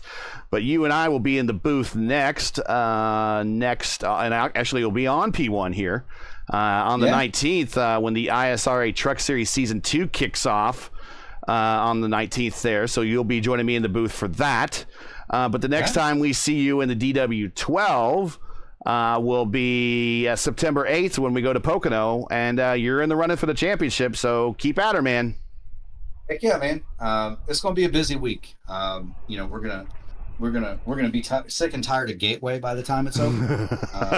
We're gonna run that race tomorrow. We're gonna run Kansas. We're gonna run the Road to Pro race. We got a pretty good shot to get in a high split in that one. Good. We're gonna try to do it all this week. And again, my hats off to the Watchman and Matty Wagner. They didn't get the finishes they deserved. They were both plenty fast, and I'm looking forward to running a lot of Gateway and a little bit of Kansas this week with Seb and Jesper and Kevin and Rashad and Sam and all the gang at Indy Alliance. So we'll just keep going fast and having fun, Gary. You got it. Congratulations. Like I said, we'll check you out at the next one. But in the meantime, take care. Yes, sir. Thank you, Gary. Thank you, Andrew. Y'all have a good night. You hear? You too. All right, and let's bring By down. the way, Gary, Yes. you're only a jinx if your pick doesn't work. If you pick the right one, then you're a hero. So I just want to correct that. For the record. I've been holding that in for the last 3 minutes. Well, let's flip the script here. For someone that's kind of disappointed to finish third, to someone that I know is extremely happy that they finished second on the podium. Yeah, hopefully I was here he is, Andrew. Don't Eric, don't say anything else. We got you here in the booth, live mic. I was just going to transition to you. I'm going to jump from someone that wasn't necessarily happy to finish third to someone that I know is extremely happy to have finished second. And you are thoroughly involved in this championship race now, with a fourth at the first race at Michigan and a podium here at Fontana. Welcome to the podium. Welcome to the broadcast, finally. And, man, welcome to the championship race. Tell us all about it. I think the only incident that you possibly had was that one you got loose off of 2, or you smacked the wall and got loose off of 2, recovered. But after that, it didn't seem much to be a problem. After that, really, there wasn't any problems leading up to that, for that matter. You were just leading laps and doing your thing. You got on the pole and everything. That was just a lack of concentration. I barely touched the apron. It got the car just a little bit loose, which I had done in practice a few times. And if you stayed in the gas, it just kind of stayed and did what it did. But that one kind of shot me out to the wall. I wasn't expecting it. And then I bounced off the turn 2 wall, and then it kind of, or was it turn 2, I think? Maybe I can't remember. I hit the wall a few times. But that one, just shot me in. I'm like, oh. And guys in my Discord, I'm like, oh, here I go. And I went down the inside and just managed to save it, thank goodness. But it certainly put me in a hole, because I thought I had a pretty good run. Well, I obviously ended up with a pretty good run, but, thought I was, when I was leading like that, I was hopefully just going to ready to pull out. I was 0.6 ahead, trying to break that, get that 0.8, that magic 0.8, 0.9 ahead where you break that draft. So, but go ahead, Andrew. Is what it is. Ended up with a great second. Congrats to Craig. He has Mr. Fuel Save. So, we'll grill him enough when he gets here next. Yeah.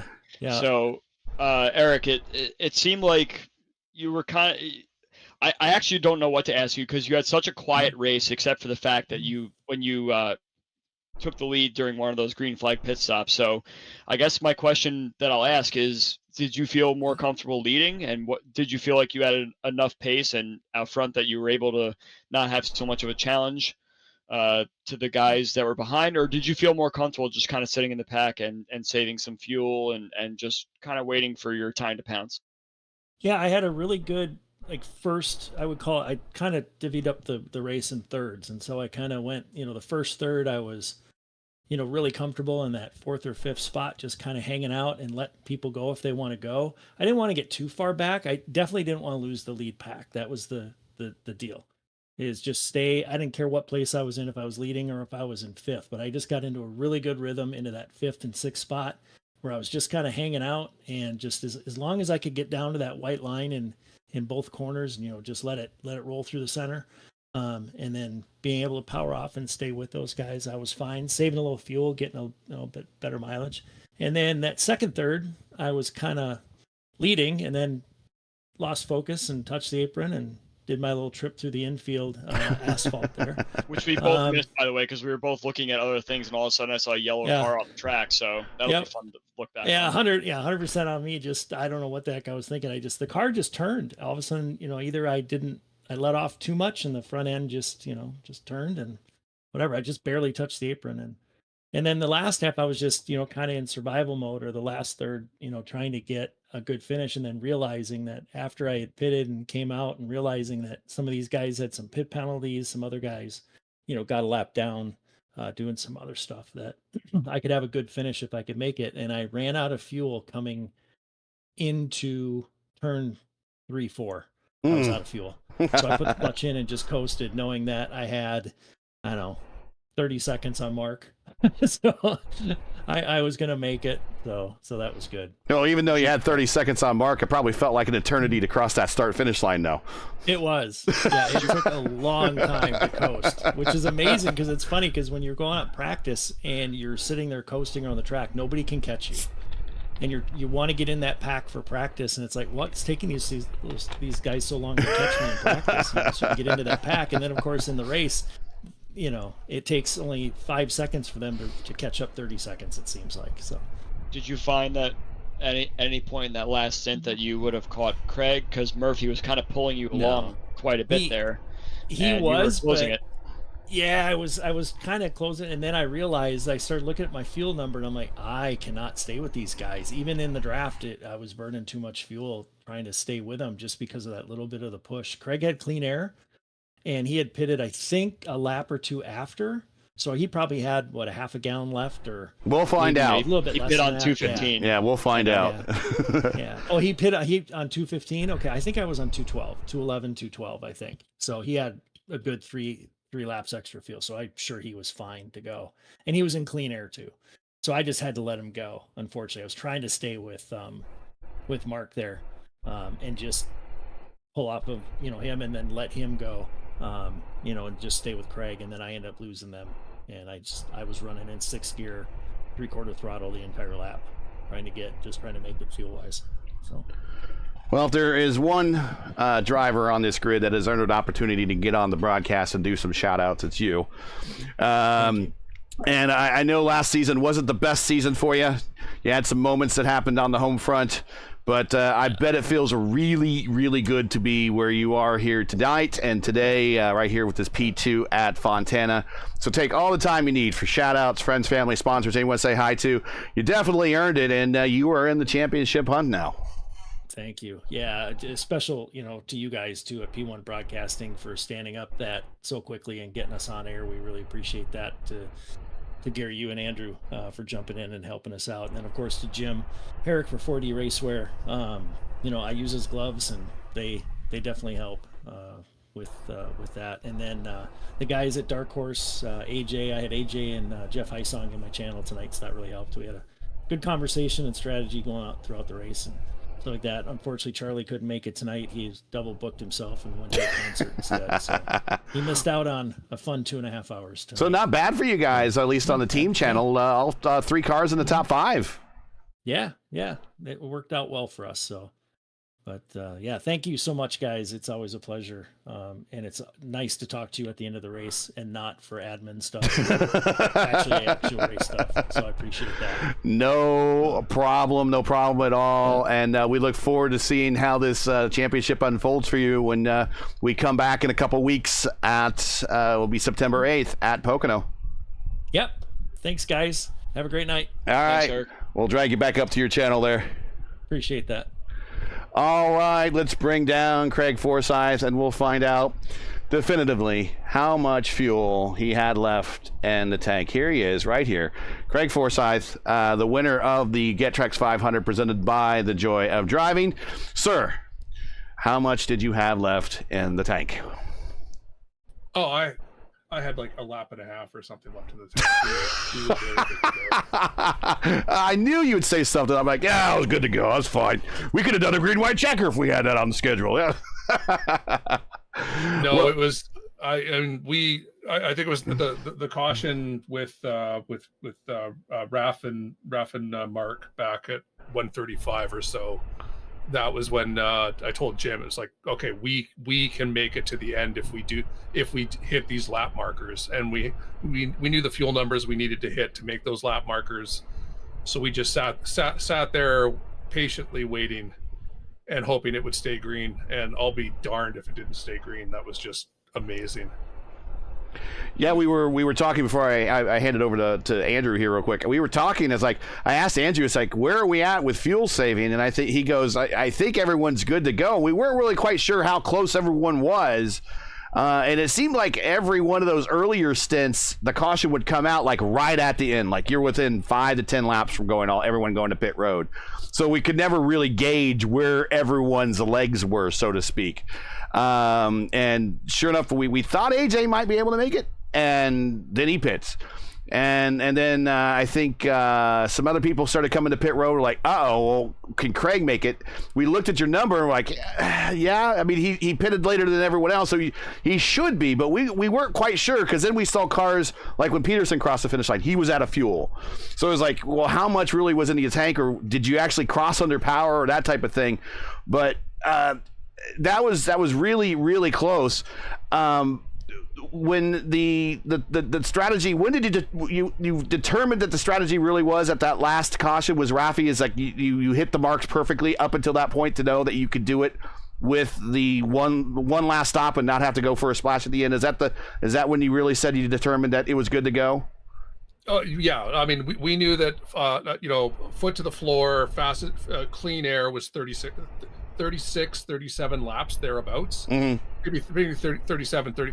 So we knew that, all we had to do was hit that number on the last stint and make the previous, or the two stints before that work out, which, I think it was 40 and 41 laps. And it's why we knew the same when AJ went in on the previous stint. That's when we knew he wasn't going to be able to make it without a huge fuel save. And then he came out and he was, I think, 4 seconds ahead of us. And we're like, I think we've got this. And Jim was cursing the whole time because he'd been on the exact same strategy, and then went for a bit of a flight. Yeah, he gets himself in these positions in these races eventually, and then something always happens. It's the worst luck, but we will see him get a top 5 out of this series. I know we will. But go ahead, Andrew. Yeah, I saved a great question for Craig here. I want you to talk about the stamina needed to complete a 500-mile race here, especially on a track that's so bumpy. I'm sure that your guys' wrists are really killing you now on a track like this, when it's so easy to lose focus and just spend 500 miles searching for clean air. And we saw quite a bit of wall taps at a turn 4, yourself included, a couple times, even early on in the race. So how durable are these cars that they could take these hits without you losing a lot of pace? And how difficult was it to keep it off the wall, especially when you're sitting in a fuel safe situation behind a whole pack of cars and trying to make sure that you make it out of the corner safely? Well, it's very true. Like, yeah, I'm exhausted and my wrists are sore. That is definitely the case. And we were talking about it in their Discord chats. Like, we're all pretty tired right now. But no, I mean, the aero wash was pretty strong. I am shocked. My one hit, I think it was a 2X hit, if I recall, and no damage to the car somehow. So yay. But it was so easy, because it's because you fall into that. It's like you want to stay behind the car in front of you because you're fuel saving. But as long as you're staying in front of the car, you're under the danger of aero washing up. So you've got to pay attention to, are they getting up close to the wall? And if they are, you need to realize you're going to go up that little bit higher. Mm-hmm. And so, and I think that was when I did hit the walls. I can't remember who it was that was right in front of me at the time. I wasn't paying enough attention that they were going up high, and I don't remember if they got close to the wall or hit the wall. And of course, I just followed them right into it. So, which, yeah, that's a marker of not paying attention properly. You need to realize that's happening early on and do the lift. Otherwise, it's not going to be a good day. Well, I will say once again, Craig, you made me look good. I did pick you more, little less than about halfway. I said you're still my guy, and you made me look good. So thank you once again for making me look good. But make yourself look good here. Do some shout outs, friends, family, sponsors. You are the points leader as far as I can tell. I don't think they posted anything, but a second and a first says you're probably the points leader. So and you're one of a handful of drivers that have completed 1,000 out of 1,000 miles. So you're halfway through this, and you've completed every single lap and every single mile. So you got to feel good about that. But go ahead, shout outs, friends, family, sponsors, anyone else you want to say hi to. Go right ahead, sir.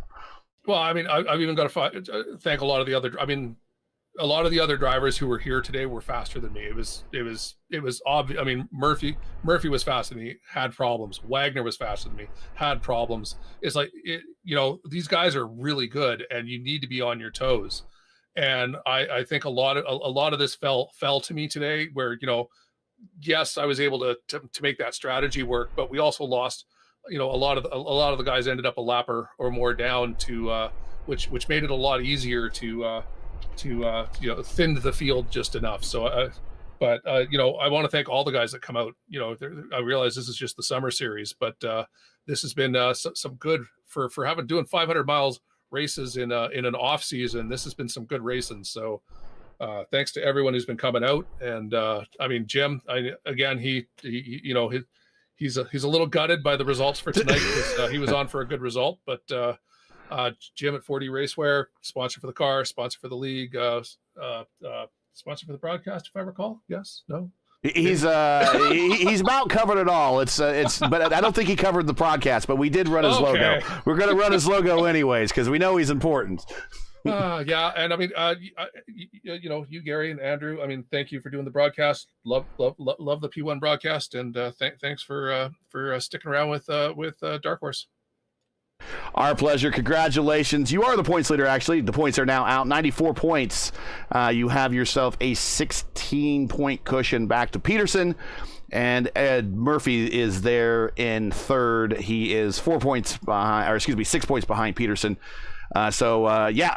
3 races in, 2 podiums, 1 win, and 2 races to go. So it's looking pretty good for you. Just bring her home. I know Stouffer, who won last week, or last race, has on a long road to hoe for him as finishing last today. So anything's possible, I guess, with 2 races to go, and one of which is Pocono, where we know all you guys run pretty well at. So we will see you there here in a couple weeks. Get your practice in. You betcha. Thanks, guys. Stay safe. All right, we'll try to drag him back up to, oh, no, we'll just drag him down into there and let him decide where he wants to go.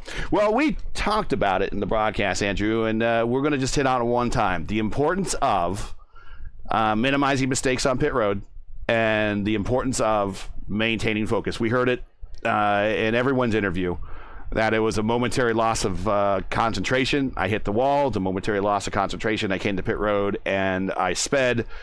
We heard it, I looked down at the standings, and all of a sudden I start moving up in the standings when driver X sped on pit road, driver X, Y sped on pit road.